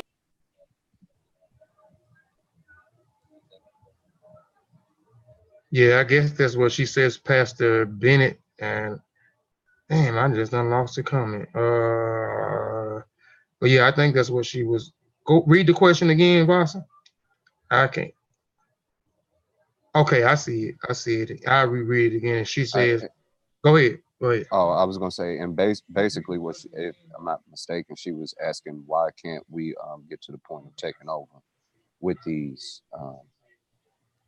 Let me go ahead and find it again because I went to the bottom. I think she asked him why is Christianity so dominant, and why can't science or our African traditional African religions have more prominence? Well, lately people have been leaving Christianity and trying to reacclimate themselves with these various systems. However, it goes back to Wujawu's point is that people are changing clothes without taking a bath. So they're bringing over these same concepts and ideologies with them into these African systems, and really is making these new infused forms of African traditions that need to be made. You see what I'm saying? There's some things that we have to be honest about, and some things that requires further conversations. I might break up. I'm in the backwoods real quick, but to argue with the Christian perspective, it's dominant because it has salesmen. It has salesmen. What other religion have you seen outside of Islam that would spread itself using a people to go into a place and then behead people in the name of it, as Islam would behead in the name of it? Treacherous religions that warred in the name of religion and killed millions of people in its name, but then sugarcoated it under another name, So calling it slavery and such. What you just called them? You was talking about the missionaries. What you call them? Salesmen. Salesmen. Okay. Yeah. I'm gonna use that. Yeah. And that's exactly what it was. That's why they are so dumb. We talk about that all the time. We're gonna sell you on the belief that our God is better than your God. Yeah. And if you don't believe me, watch. In the name of our God, we're going to give you this Bible and take your land. If you don't want to accept the Bible, then who comes behind you? The gun. You've never seen a gun a day in your life. Now the gun is hitting you from long range. Ain't no more close combat fighting. You can't smack a person in the mouth. Nah. They coming back and they getting you with the gun.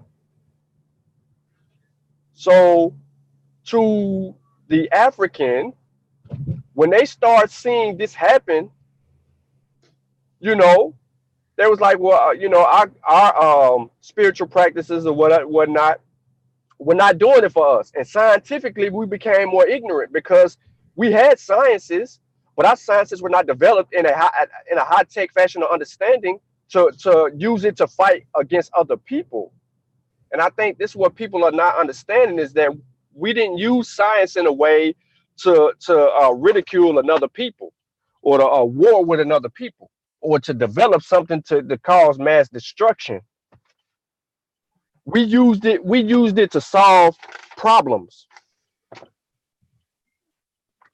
to solve some of the problems in our community, whether somebody was sick, right? Um, whether it had something to do with the birthrights or healing or fixing something. You know, their understanding of science was to solve these little things that were convenient for them. It wasn't for a bigger grand scale. And we have to be honest. They didn't think outside the box. They didn't think that they could be conquered, because culturally and spiritually, what they were dealing with on a whole aspect in their traditions and customs was solving all of their problems. Period. It was the way of the world, no matter what culture you were practicing. It was solving your problems. Until somebody else came in there and showed you, nah, this ain't gonna solve this problem, because we have something you ain't got. We got the Another, maximum. We got the maximum gun, and you just got uh, a spear. And So bomb. while I'm shooting you 1,000 times from 100 yards away, your spear still ain't reached me. You have to resort to what they call guerrilla warfare tactics in order to get to me. That's the another truth. another thing that we have to be mindful of as well, and it's going to sound very simple, but we have to be mindful of this. Um, the development of key figures or respectful leaders, how they're perceived throughout our communities. It's fairly new to see individuals being able to obtain noticeable documentation in history, and I'm speaking from a world history perspective. Because if we go back 100 to 200 to 300 years ago, the dominant figures and the dominant things being promoted would have been your nobilities, your your clergy of religious institutions, key figures when it comes into the development of these politicians that we know today. You wouldn't have seen too many aspects of life being displayed, especially within the confines of America. Um, your closest thing to a king and to a leader that we may have had would have been something like the black pastor on a slave field, that's given hope. Coming out of that, we might have had very few politicians emerge that the masses may have known about. He would have been the hero type figure. So for so long, we've been identifying that these are where our heroes and our leaders come from as well, out of churches or in the political arena. And we wasn't giving homage to how these aspects of life also kept us alive and had a lot to do in the background of those scenes. They're just simply unaware of this is what I'm saying. And what we do see is, even a lot of the celebrities that we see now are those that was key figures as this stuff started coming about. For example, you still see pictures of Marilyn Monroe, but what a lot of people don't know is a big part of that is this is when you're starting for the first time to get to see, due to technology, the symbology of a real-time beautiful woman. And I hate to use that, but I'm speaking from an American perspective, because this is where we're all at. Not saying that's what I am, but you start to see this. You start to see the developments of a James Brown and a celebrity figure, and you start to see the separations from a lot of us identifying with how we view life from a Malcolm X or a Martin Luther King. But these was preachers, but we look at them like celebrities. You get where I'm going? The celebrity, the guy you wanted to be once upon a time were these figures. So that keeps a lot of them trapped, because who doesn't want to receive respect in life? Who doesn't want to become a person of high regard? So we have to also identify how that appeals to people's emotions as well. You know, how many people go within the church simply because they want to be the preacher and have that kind of control? And we're seeing the results of it. Do you see where I'm going? Yeah. So we need to be mindful of all of this when we have these conversations. And I'm not saying this to the panel particularly, or those in the chat. I'm just saying you have to be mindful of these things that we don't think about when we're trying to assess these minds. Because if we're going to help them, we got to realize we're going to have to talk to some people that might be hard, or they just don't get it at first. So yeah. And that's why I salute all those that do it. I'm gonna go back to me. oh yeah. We finna get ready in the show. But I had seen what brother Baghdad Mahat,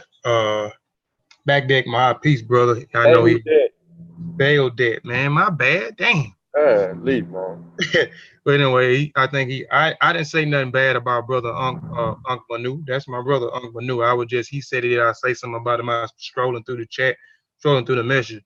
No, I was given the derogatory terms that they was using, and I came across when we came across Juju. We went into Juju, and I just was referring to brother Unc Manu, and our other brother took it and flipped the derogatory Yeah, term. him, Tahir, and Black Panther. Yeah, They were and the brother, first ones really to, flip the juju word. yeah. So they Yeah, flipped yeah. it. So yeah, I wouldn't. That's the only thing I was talking about when I mentioned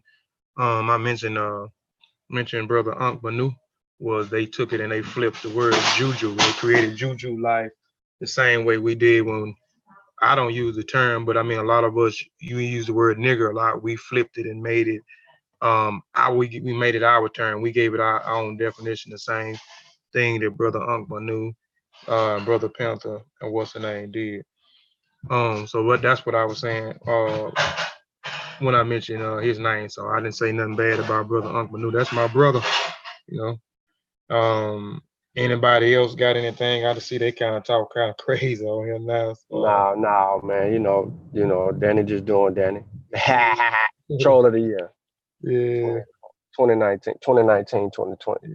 So Nah, but I got one thing I do want to say is that people have to be careful when we have these conversations in regard to all systems, Abrahamic and otherwise. Because we can demonize. We do a great job of demonizing other cultural perspectives, but then when it's our time, or when I say our time, I'm talking about African systems. When it's African systems time for scrutiny, sometimes it can be misrepresented. So I don't have a problem with it being scrutinized because I know that it'll stand attested on its own. So, scrutinize it away, but be scientific in your scrutiny, not be ignorant in your scrutiny. And when I say, scientific in your scrutiny, I mean, I want you to demonstrate the method in which you come to your conclusion, not your belief, and then pass it off on us as if it is a true conclusion. So on that note, that's really all I got, man. And I'm gonna say Shimon Hotep on my side. All right. Yeah, man. And like I said, for those that may have, well, hold on. Say but Wu. We probably hold on, let me hear Wuja in here. Hold on, say but Wuja. I see. I had your what's the name in here? Sable. You in? Hotep, can you hear me? Yeah. Oh, okay. Yeah, I saw. Damn. Can you hear him, brother? What's up? Okay, wait a minute. Can you hear me? Yeah. I just promoted you to the panelists and they did something funny, but yeah. Okay, yeah, I saw that you were great in, and I caught it late, so I don't want to dig up another conversation. I know y'all trying to get out of here. No, go ahead.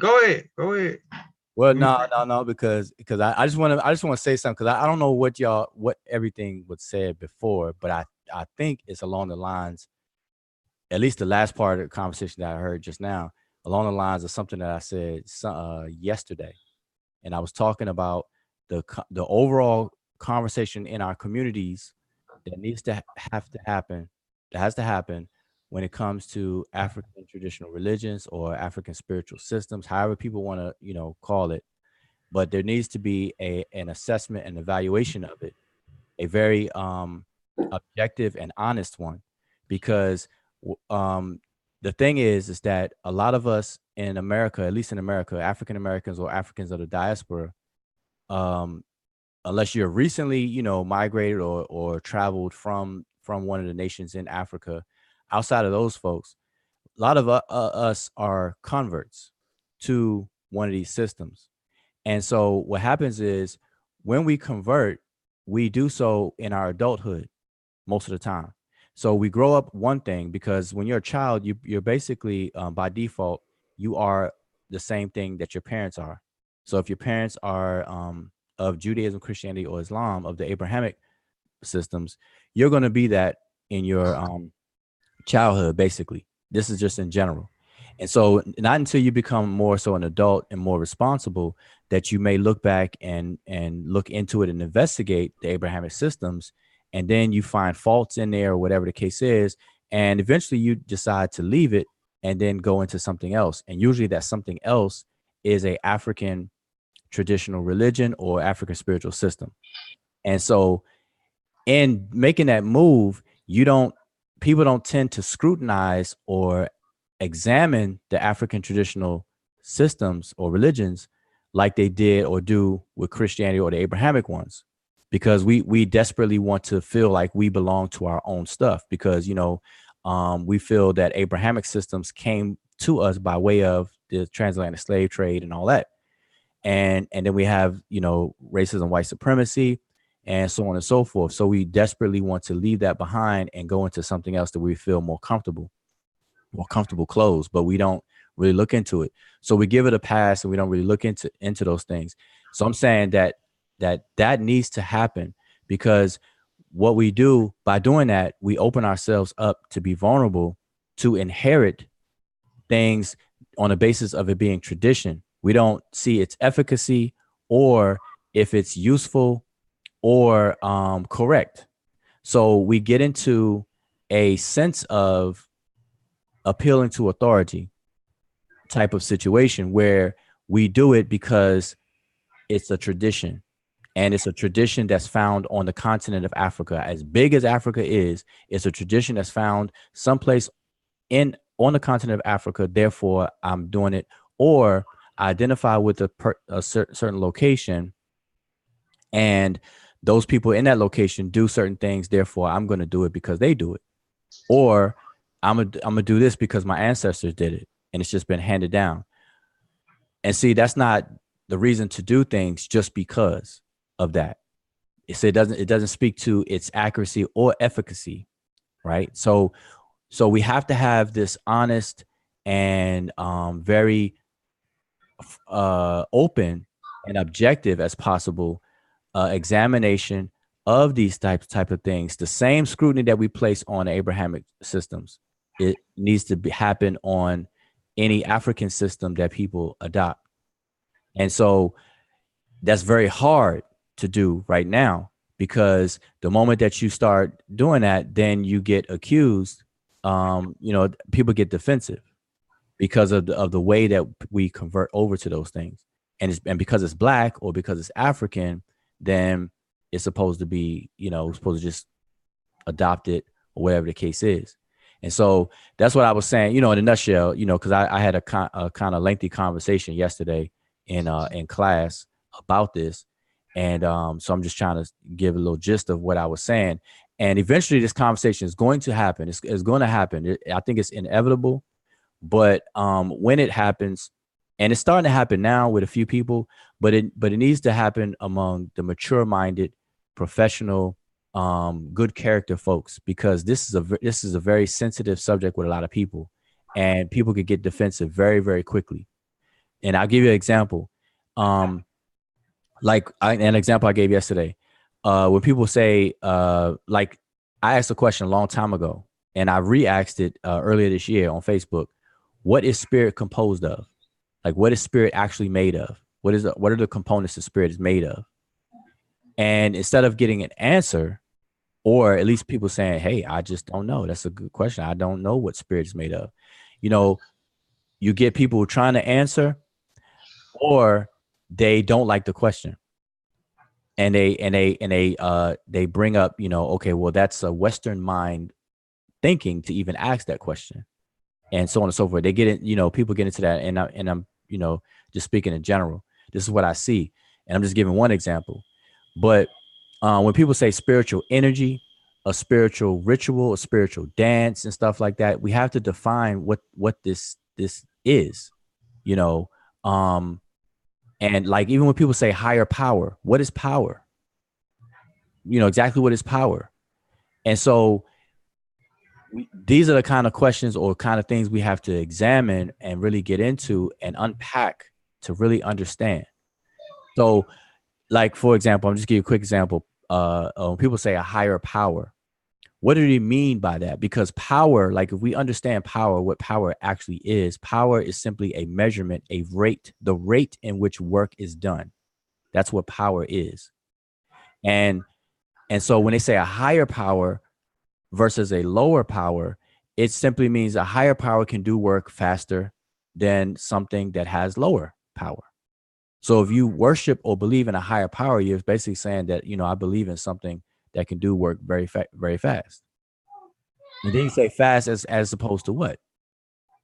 And so this becomes, you know, like a kind of bring things back down to you know, the common, you know, logic and reasoning.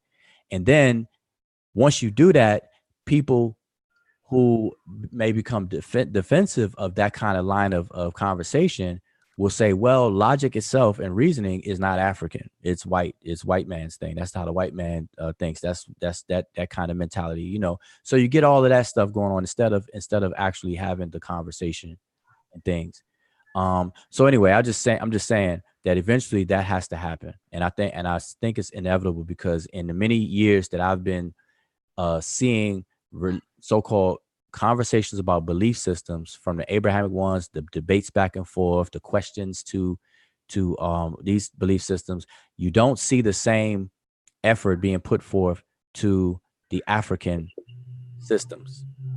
And that's going to handicap us. That makes us vulnerable. And one of the reasons why is because people will say, even today, people will say, why do you debate your own folks? I mean, they'll say that to any particular person. I'm saying this like the sentiment. People say, well, I can't wait to see, you know, people bang on the white man or whatever, the same way they bang on each other on these platforms and everything.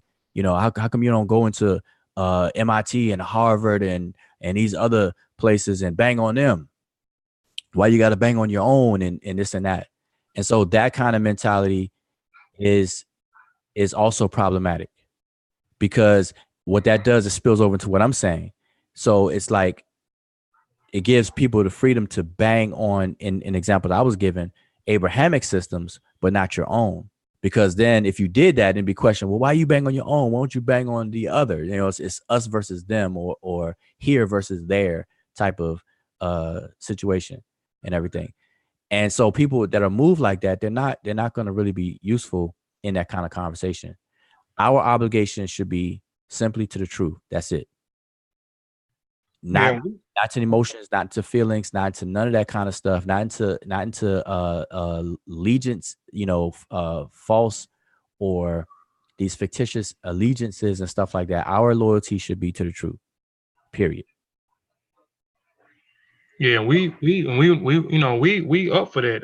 Wujai, we not, this whole thing was this presentation I did, and this presentation / discussion was to have a discussion, because I mean we don't mind anyone scrutinizing African traditions. We don't, or we don't, you know, we don't mind it. You know, I got an issue. I have a problem with people saying things derogatory about the traditions, and they have no clue about none of the traditions. Why would you speak about something that you know nothing about? Scrutinize it to the what's name. We don't sensationalize African traditions at all. The presentations that we do, We always give you the good. We always give you the bad, the things that we disagree with, the things that we agree with, the things that we think that may help us, the things that we think that may not, that may not help us. I just have an issue with people saying things and they have no clue about what the hell they are talking about, or talking about things and looking at things from a European perspective, or bringing Christianity into African traditions, or bringing Islam into African traditions, or bringing Judaism in African tradition, thinking that since, coming in with that same perspective, oh, okay, it's all religions are the same religions, they do the same thing, and that's not correct. So that's why I did the presentation on showing how the traditions was actually started. Wasn't started by no founders. They didn't have any founders. It wasn't started. They didn't have in walking around with books trying to convert anybody. you know, it started by things that they was doing, things that was happening to them, things that they were seeing through nature's questions. Question turns into myths, folklores, folk tales, and etc.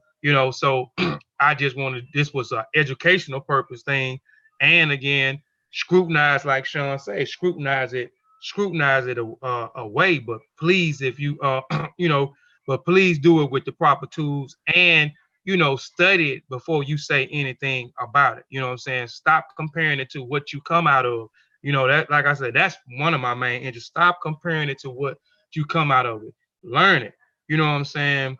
Learn the ins and out of it, and not just one particular religion. They have so many different religions. So study all of them, and which they have similarities, but they all have their differences. So, again, like I said, it's, we don't have a problem with people scrutinizing African traditions, or the way, or the ancestors. Yeah, and so Hey, Kofi, I hate to interrupt, Wujahu. I really do apologize, but the audience had a couple of questions and they've been waiting for a while on them. The first one was Monica, and she wanted to again know, what is the difference in between African religion and African tradition? And the second question that I noticed was, I think it was She's Simply Unique. Forgive me, y'all, if I got them mixed up who asked what. Is ancestor veneration a religion? It's a part. Well, first is, she said, Monica said African tradition. What's the difference between African religion and African tradition? Well, I talked about that early in the presentation. I mean, okay, most people use the word African spirituality over here. You don't hear me use the word African spirituality, but I understand why the diaspora African used the word, because it was coined here. African spirituality was coined here. It was coined early on because they was combating at a particular time the word religion. So they came up with the word spirituality. So they started saying African spirituality. I have an issue with that, like I said, been saying forever, is because you have 3,000 ethnic groups, or 3,000 nations in Africa, and 2,000 languages. So there are different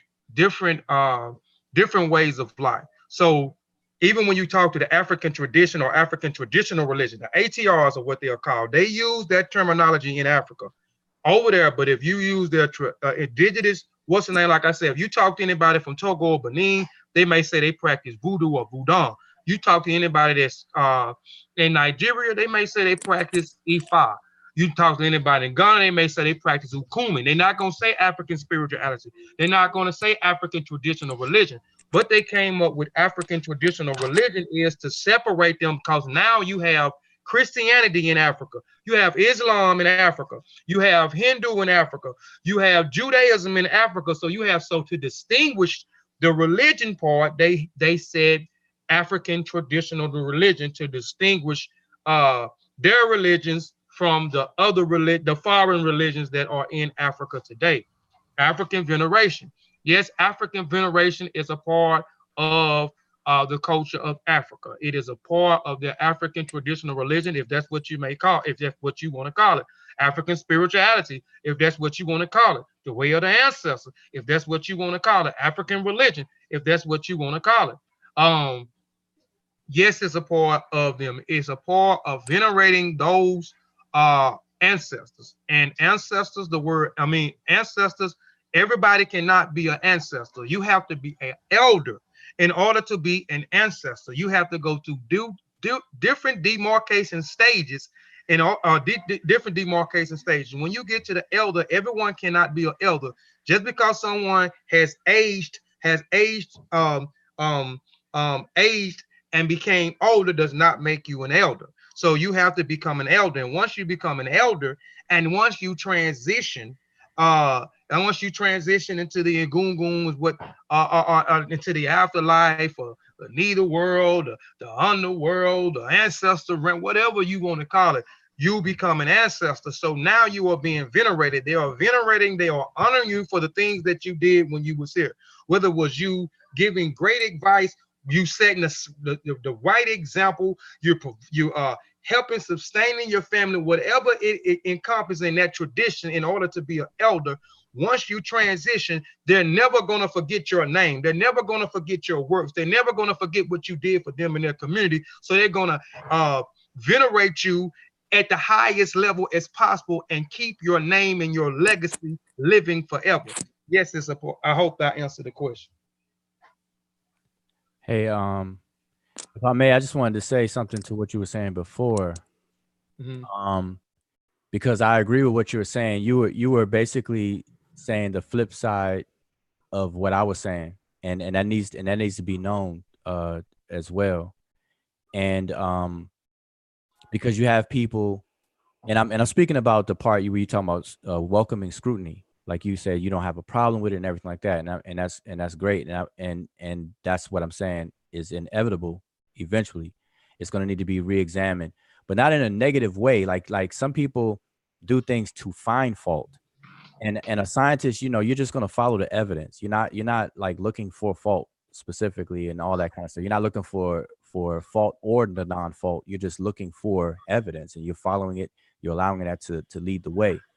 But you're absolutely right. There are people who will criticize the Abrahamic systems and ATRs without having their knowledge, without doing due diligence or being knowledgeable. They're actually incompetent, but they'll have a lot to say about it, and we got to be careful about that. And what that does, because people do that, it's a turnoff.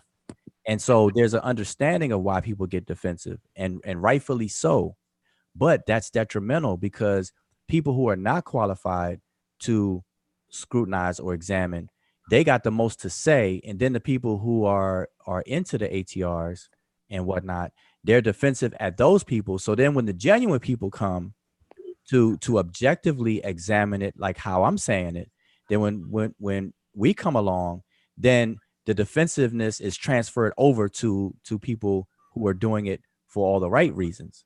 And so it becomes just a detrimental situation overall. And that's what I've seen play out on social media a lot of times, and so we got to be careful and mindful, and we got to cut that out. So it's a lot of work to be done. There's a whole lot of work to be done, but at the base of everything, people have to learn and take time. Like, we don't always have to talk. We don't always have to have a comment about something. We should always be prepared to also say, I don't know. Like, it's okay not to know. Everyone starts off in a belief, which is ignorance. Everyone starts off not knowing something. And once you can admit that you don't know something, that starts your journey to know something. Because if you feel like you already know it, then you're never going to take a journey. And so we got to get over that. So we have to understand that we have to be mindful of all those things, and I think Monica asked you that question because of something I said, because I kind of mentioned two ways of people saying it: African traditional religions versus African spiritual systems. And so, may I give a hopefully a working example of how we could answer that question that people don't often think about? If we looked at traditional Chinese philosophy or culture, you'll see ancestor veneration within that, but no one describes it as a religion. Now, they might, make, depending on the author or who's explaining it, they may say this is something they've done religiously, but they've never carved it out to be a religion within itself. if you understand where I'm going as well, and using that as an example to kind of tie those in. And that ties into the philosophy aspect of what we was talking about, and trying to, you know, demonstrate that this is how they seen their way in the world. So you might give homage. Majority of us, if not all of us, should have a mind to where you want to give homage to your parents for your existence within itself. And then you tell your children to give homage to those things. And the veneration part and the reflecting part of it, just to give working examples of it, you may be in the aspect of do a veneration process or a tradition within your culture, and it may be in a time of crisis. So you're sitting back and you may be calling upon the memory of your father to solve and resolve those issues. What would my father have done? What did grandpa used to do? What would grandma used to do in these situations? And those, you know, kind of blur into our everyday examples of navigating through life and cultures different ways. So it is a very long and expanded conversation, and it goes into why I was saying maybe we need to reterm education in itself to enhanced abilities. So we are enhancing people's abilities to understand, and by using enhanced abilities, it's easier to use a working example of that. Instead of saying he was educated in mechanics, if we said he enhanced his abilities in mechanics, you can show by how going through that process, it enhances your abilities to change a flat tire, to know that the spark plug needs to be changed, that the battery was dead, and that's why the car won't start. It enhances your abilities for problem solving. But we've got away from education being the ability to do that. Now some say they want education solely for profits or popularity. And it's creating these divisions of where do we seek information as well, because no one wants to be misled. Yeah, I just want to say about religion versus spirituality.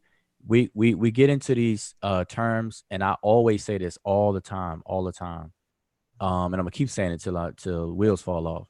Is that in any of these kinds of conversations, any conversations that deal with these subject matters, whether it's spirit, soul, religion, beliefs, and anything associated with that, we have to, at the beginning of such conversations, we have to define the terms, because these terms that are associated with conversations like this are so ambiguous that when you engage in these conversations and then you walk away from it, you have made no progress, very little to no progress in engaging these conversations unless you people define their terms.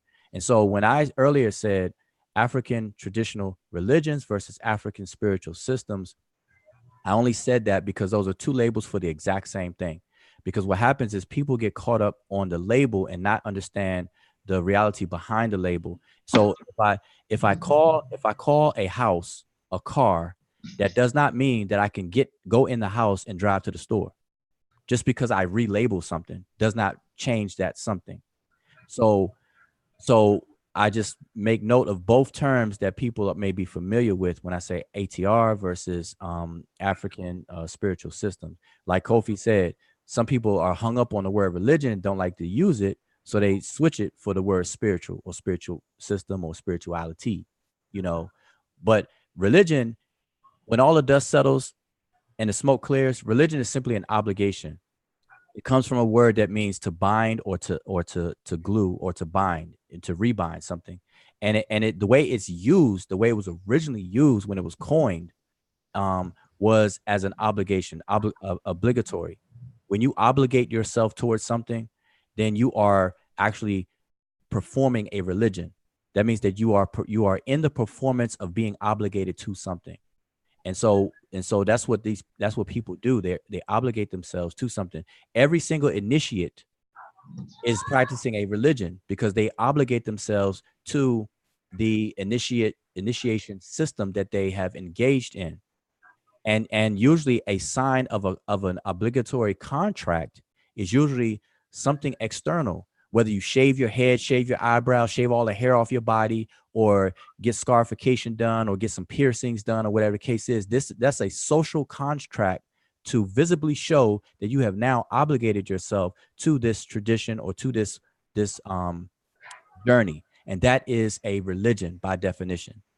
And so when people don't like to use the word religion, that's really just some surface things that should not be a big deal at all.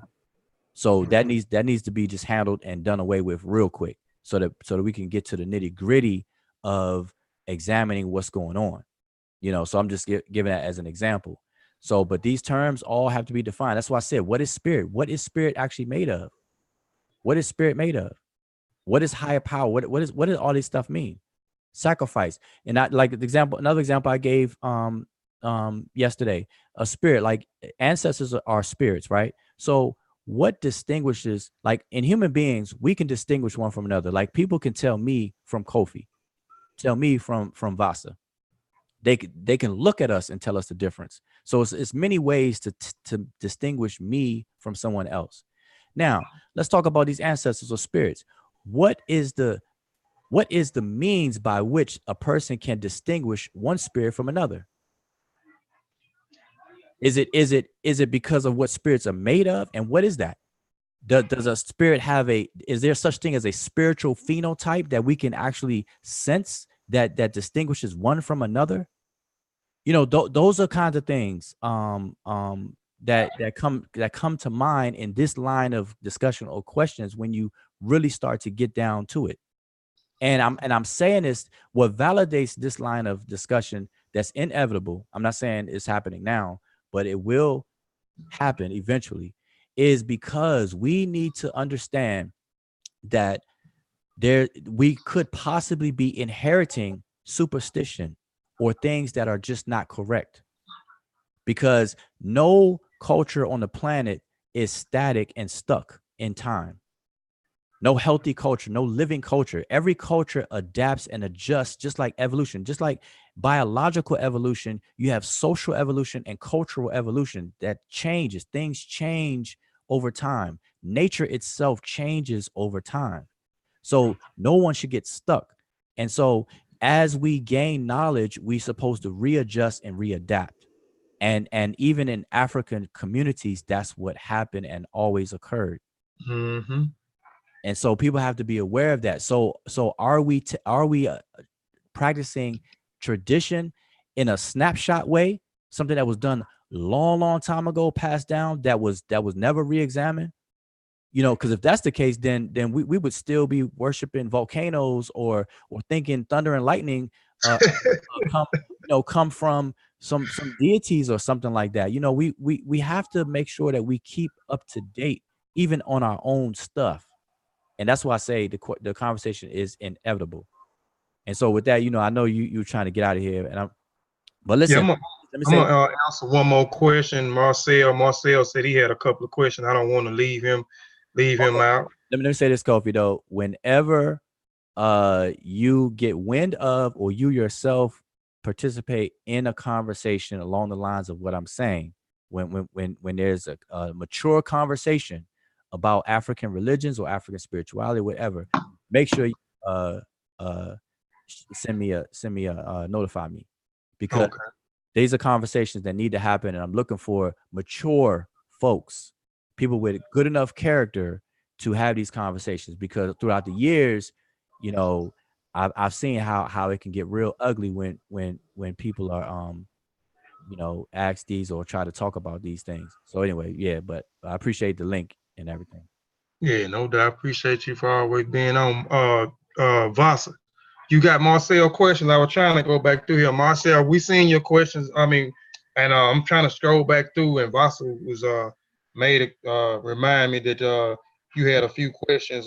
Vasa, do you remember what the question was?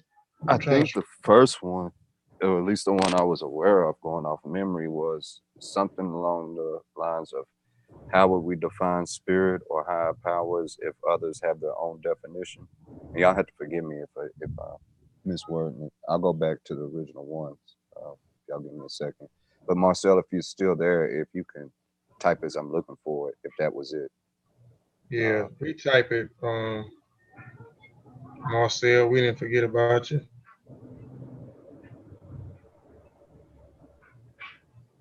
Yeah, if Now, everybody has their own interpretation of what spirit or high power is, how are we going to define something like that? Well, that's the. Oh, wait. I'm sorry, Kofi, because that's. go ahead. Go ahead. Nah, Push what it. I want to y'all saying something that that goes back to what you said earlier about defining what we're actually talking about. So when you hear the words worship, praise, prayer, deify, these words need to be carefully defined in a sense that we have some type of understanding while we're speaking of them. Because when I'm looking in the chat, when somebody hear any of those words, they immediately put their Eurocentric mind frame on what their cultural understanding of what worship is to someone, or prayer, or deifying something, or an aspect of something. And then the tone of it then becomes religion. Then we got to go back and we got to redefine the things that we've already defined. So when y'all start assuming certain aspects of things, and what I'm saying, y'all, I'm just saying the people in the chat. When y'all start assuming these things, trust me, there's context that has already been given. But that's all. I'm about to break up anyway. Okay, I just want to say this, right? These terms, to Marcel's question, that's the point of that I was raising. That in the beginning of these conversations, see, in communication, there's a thing called scope and context, and this is why I always encourage people to study semantics and pragmatics. If you just do a cursory study of semantics and pragmatics, then you'll understand a lot better how communication works. You know, we all communicate, but then you'll start to understand the elements of communication. There's scope and there's context. And so when we enter into a conversation that involves these types of things, we, at the start of the conversation, we have to define our terms, and those terms should be defined and stay that way. It's like playing a game. Like I'm sure everybody on the panel at some point played Uno, the card game Uno.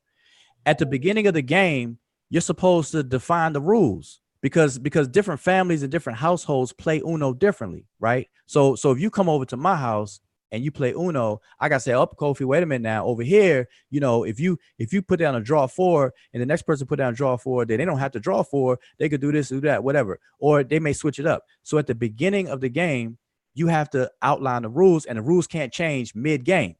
You see? So the same way with conversations, you have to define the terms, and then the terms are now defined and they form the basis of the conversation. So when you use words like veneration, devotion, praise, worship, religion, God, spirit, and all that kind of stuff, those are polarized terms that must be defined in conversations like this.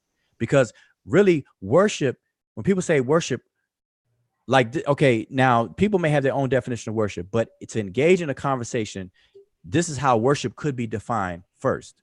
Worship simply means something of worthiness, because praise and worship are two words that are used side by side all the time. Praise is simply something giving value to something. That's why when we appraise cars or we appraise houses, we're saying appraise. The word praise is there because it deals with value.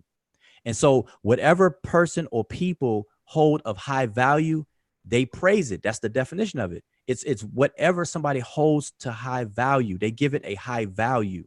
Okay. Worshiping is giving something worth. So something that is worshipful means that something has worth to you. So to a personal group of people, if they worship something, means that it has worth. You have given it worth. So it comes down to importance. What is important to a person or a group of people? That is what they're going to worship, because they've given worth to it. There's nothing wrong. There's nothing negative about these terms if we understand them and define them and then proceed with the conversation. So I'm just giving an example of how that occurs. The word veneration could be defined in the beginning of a conversation to simply means an emotional link to something, because the word venerate comes from the word to mean to love. So when you venerate something, you are admitting that you have now linked your emotions to that something. So you venerate them. You venerate the ancestors. That means you have an emotional connection or tie to those ancestors. That's what veneration means. Can I chime in for just a second? Not to kill your build, but you can do that with one more word. Okay. Hey, by the way, y'all, you got Father Long Win and you got Son Long Win on the panel at the same time. I'm just I'll be real. Hey, the swords is out. I'll be so quick. Watch, I'm gonna be real swift with this one because I actually got to step out but let me just say this. One more word: devotion. Devotion, because people are devotees or they devoted to something. That simply means to promise. The word devote means to promise. So when you promise yourself to something, you are devoted to it.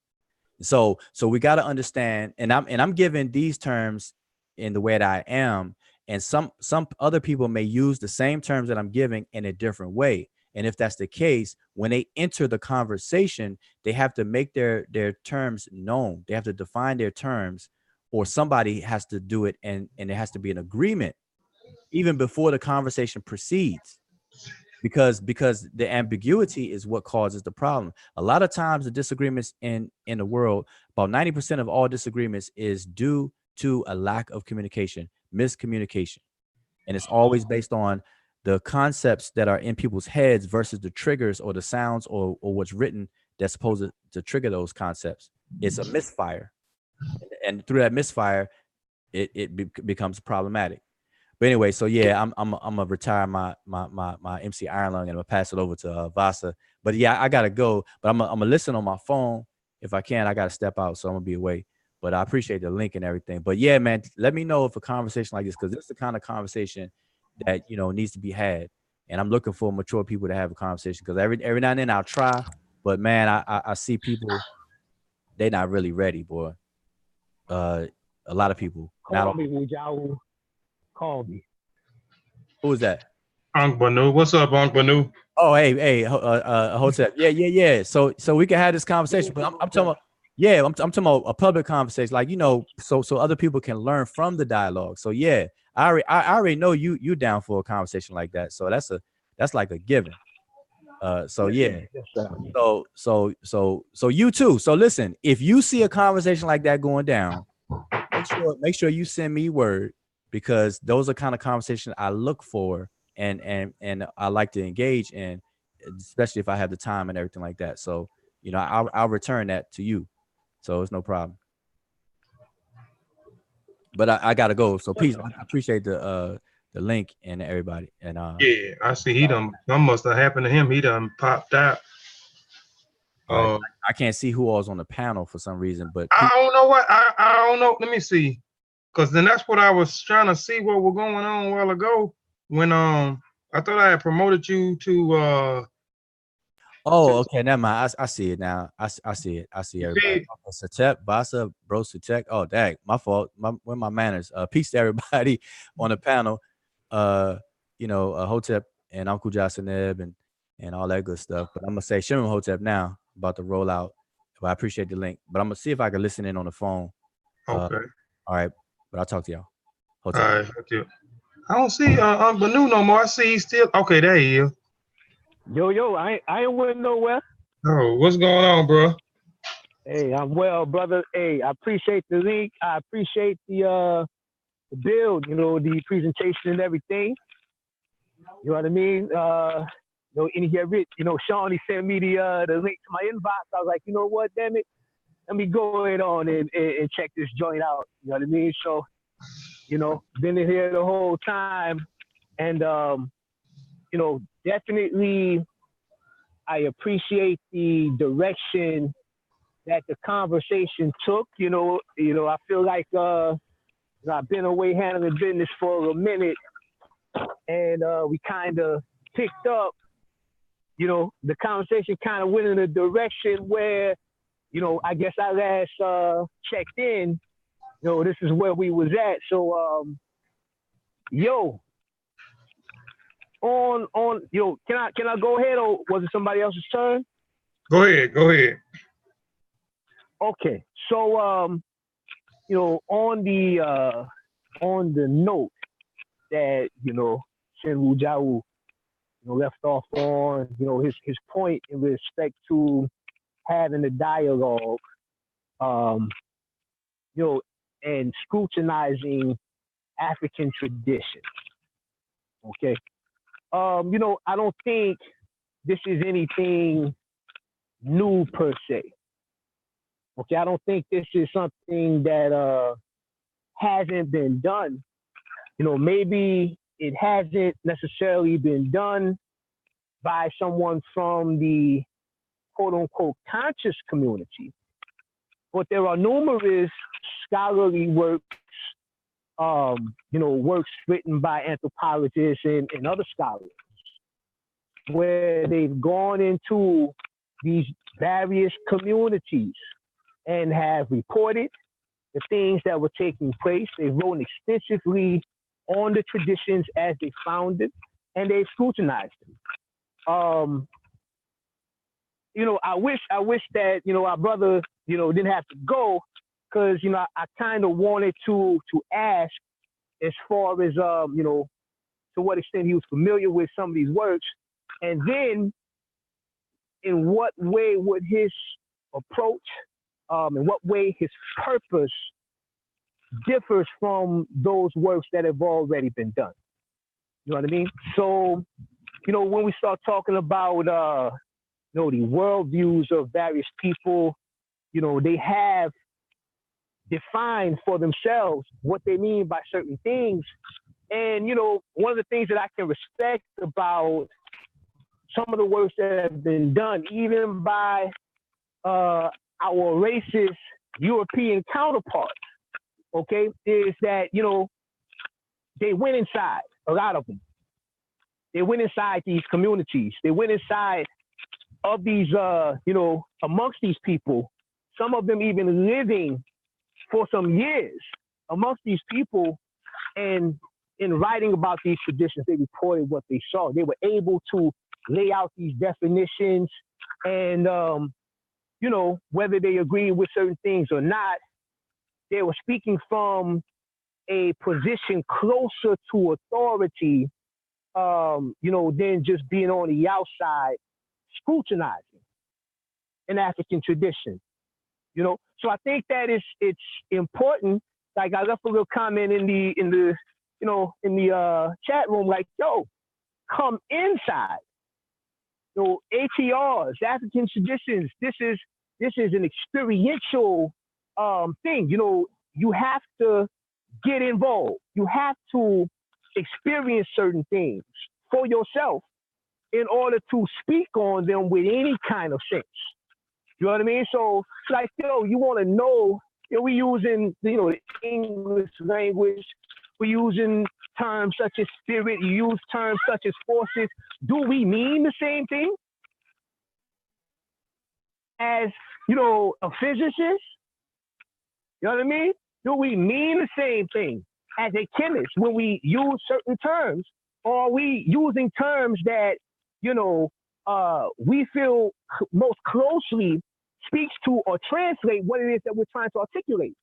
You know what I mean? Or should we just start making up damn terms like Baba Phil Valentine, just start putting shit together that don't necessarily go together just to get it to kind of make some sense?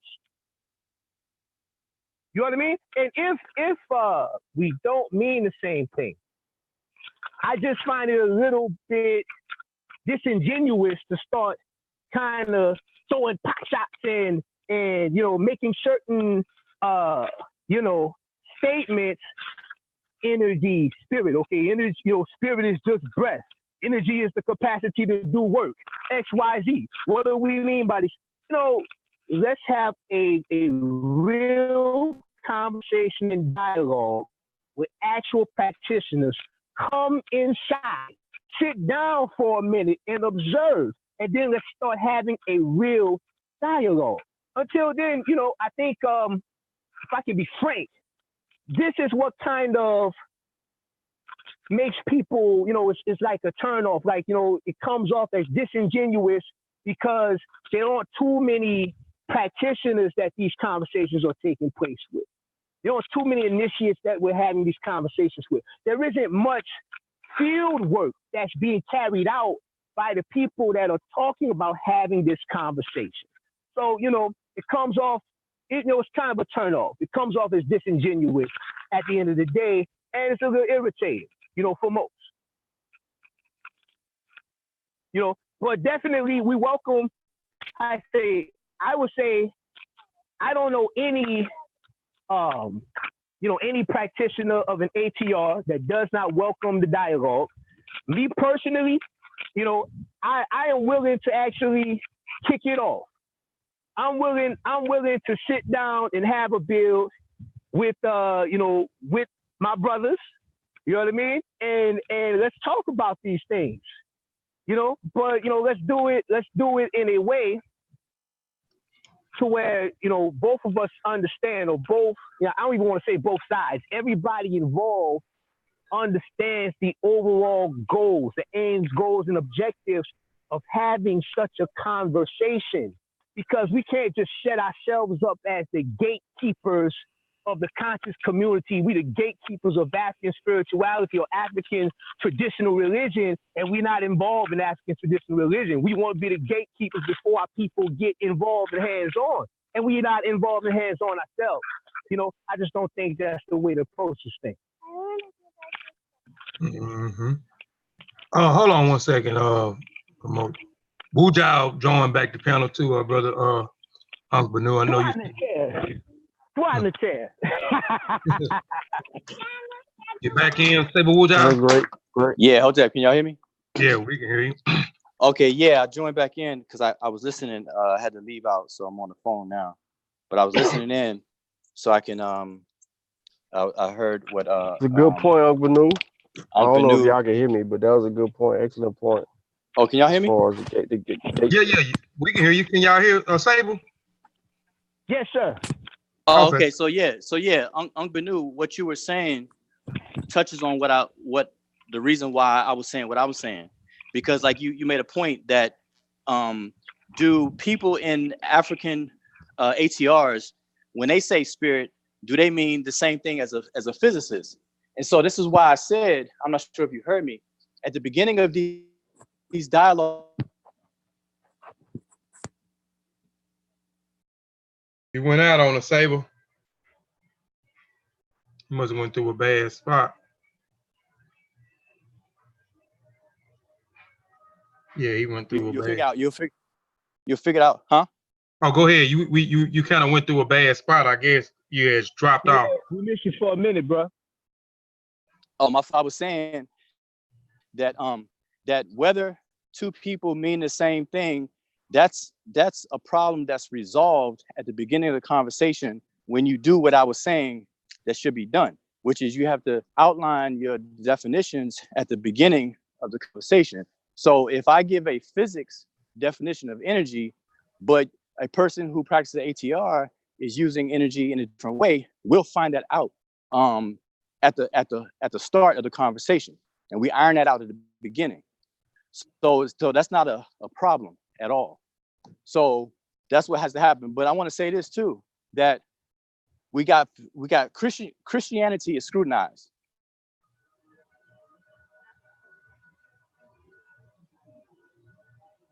You done dropped off on us again, Sable. Man, sound like somebody at the casino, man. Who at the boat? So just because Sable it's truthfulness or efficacy. So I want to make sure we don't misconstrue that. And then yo, you breaking up real bad, Wujao. And Muslim practitioners that will defend their Sable Wujao, you breaking up on us.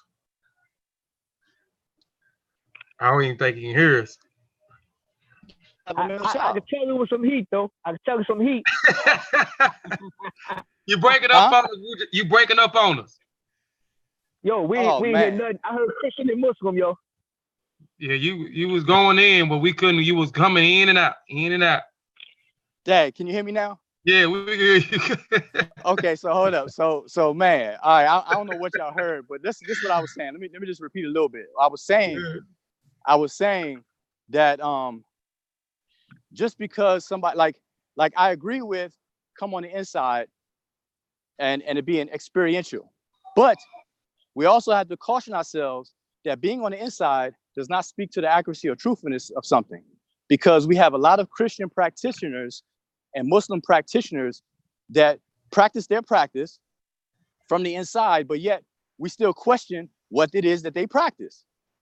And they don't mean that they're right or whatever they practice. All they could do is speak on what they practice, but it doesn't mean that it's true, it's accurate, or it's even effective. So when you got these scholars that go among African tribes and people, practitioners, they document what they see, they document what they're told, but it does not speak to the accuracy, truthfulness, or efficacy of what it is that they're practicing. They can just document what it is that they're doing. I can try to mix cement with a fork, and all you can say is that Wujao mixes cement with a fork, but it doesn't mean that me mixing cement with a fork is the way to go. You know, so we got to keep all these things in mind.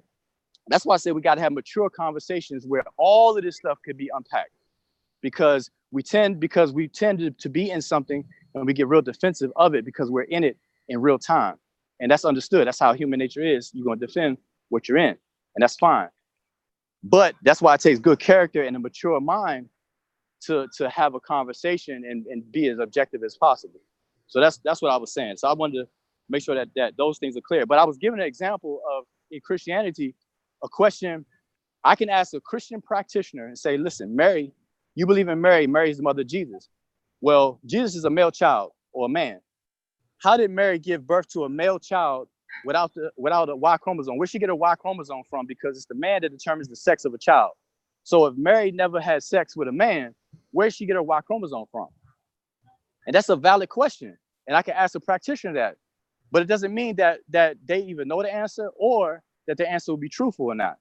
So we got to keep all this stuff in mind, because we got to take it to another level, because a lot of times we tend to want to just document what Africans do and stand on what's done and argue that no, well they do it here. This is how they do it. This is what they mean. Okay, fine, but is it real? Is it real? Food sacrifices. Food gives off caloric energy. Energy is measured in calories. So when sacrificed to the ancestor, are the ancestors taking in calories from the food? Or what exactly are spirits gaining from the food? Exactly. You know what I'm saying? Like the same kind of questions we question Abrahamic systems, we could do the same thing with African systems. And I'm not saying there's no answers for it. I'm saying that same line of questioning, that same energy needs to be put forth for that, so that we can make sure that we on point. Because we got to do much better, man. Because we're not, overall, we're not getting anywhere. We're not getting anywhere. Yo. So I don't know if y'all can hear me. I'm gonna say. Yeah, we hear you. We heard the last part. Yo, I'm gonna say this. I agree wholeheartedly with what you're saying. I'm just saying that the conversation has to be genuine and it has to be a real conversation. And I think well, without a doubt, what you said in respect to various scholars going in and visiting with this group or that group and reporting what they saw, et cetera, so on, and even some made a critical analysis based on what they saw. They didn't necessarily just believe what the folk told them, this and the third. There's too many works to name. You know what I mean? That fitted what I'm talking about. So, and on damn near, there aren't too many APRs that such works haven't been done on. So what I'm saying is that, in the name of good scholarship, we're not even talking about, we're not talking about truth or anything like. We're talking about good scholarship. In the name of good scholarship, let's actually have that conversation. You know what I mean? And I see it's not going to be no short conversation. It's going to be an elaborate, ongoing conversation, right? And you bring all of those questions. Bring all of them. you know what I mean? Don't, how you say, bring every single question. And, you know, this is one of the things that, you know, I believe will show, because I'm willing, but for other people that, you know, may be defensive, you know what I mean? Because, you know, yeah, we have a, you know, we do this to Christianity, Judaism, Islam all the time. Many of us, we have actual hands-on experience with those religions. You know what I mean? So we feel as though we have somewhat of a ground to stand on when making criticisms of Judaism, Christianity, and Islam. I'm going to be honest. The folk that I hear oftentimes, and I'm not going to say making criticism. Yeah, some are making criticisms. They have absolutely no ground to stand on. Just because you are a fan of Western science does not make you an authority in African epistemology or African cosmology. You understand? So if you want to be taken serious within this arena, you have to first be willing to have this conversation with serious people. And you have to be genuine. So, you know, I believe wholeheartedly, Wujao, that you are genuine. So I say let's do it the right way. And hey, I'm willing to dedicate time to it, you know, in an ongoing fashion. Yeah, well, so we in a full agreement, and I share those same sentiments. And I said earlier, I don't know if you heard me say this earlier, that there's a turnoff. I said there's a flip side, because Kofi brought this up. You got people who will attempt to scrutinize and question and do what I'm saying, but they're not competent in it, and so they rush to judgment. It's like judging a book by its cover. They don't know nothing from nothing, or very little, but then they got so much to say and stuff, and it puts a bad taste in the mouths of a lot of people, to where the people who are practitioners of ATRs, they'll be defensive even with people who are real genuine and having a more mature conversation. And I've seen that happen. It's happened to me before. I see it happen to other people. And so we gotta be mindful of both sides of this thing and just do better. And so that's why I'm saying, I don't even have these conversations unless I feel the person is mature enough to even have the conversation, and at least can willing to slow walk the conversation. Because a lot of people want to microwave even conversations. They want to assume this, assume that, yes, sir, and not even ironing out what's meant by what, and so on and so forth. So yeah, that's all I'm saying. I'm saying it's inevitable, so we might as well kick it off. And it may go through cycles, just like other things come up, they come and go in cycles, you know. So it may not be a series of conversations that's rapid fire back to back, but it just needs to happen. And we need to identify people who are mature enough to engage in that conversation, you know, and we could learn a lot from each other and the dialogue itself. So you see, I'm familiar with these things. My daughters are EFI practitioners, my daughter's mother and the whole thing. So I'm very close to that. I myself don't claim to be an EFI practitioner. I'm not initiated into an ILE or anything like that, but they are, and I'm very close to what they do, and I know what they do, and you know, from in and out. And I've been involved with other systems myself personally, from Christianity to Islam to Masonry, Freemasonry, the whole nine.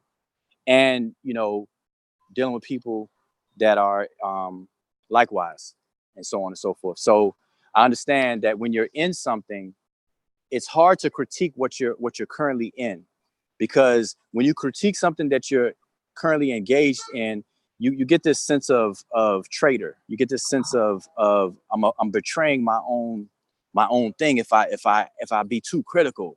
And then you got the guilt tripping, and you got people who you know, kind of highlight that. So it's hard for people. That's why this conversation needs to be had, so people won't feel that way, and they can have these conversations in a meaningful way. So anyway, I'm up here walking and talking. Yeah, but I'm finna get ready to end the stream, man. I got okay. All right, let me get off man. here. I appreciate you, brother y'all, for coming on.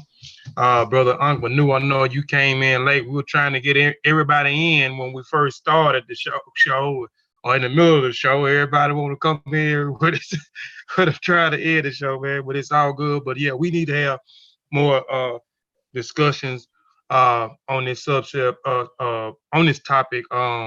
But again, appreciate you, Unc Banu, appreciate you, Uja, appreciate Brother Vasa, Brother Sutek, Brother Satepara, and my good brother Eni Sean Calfunny for tuning in. I appreciate y'all. For being on the panel. Appreciate everybody else for tuning in to the show. Go back to the archives if you missed the beginning of the presentation. Go back and check out the presentation and the discussion. Afterwards, this was a long one. I wasn't trying to make it a real long one, but it turned out into a long one. It was a good one. Good presentation. Good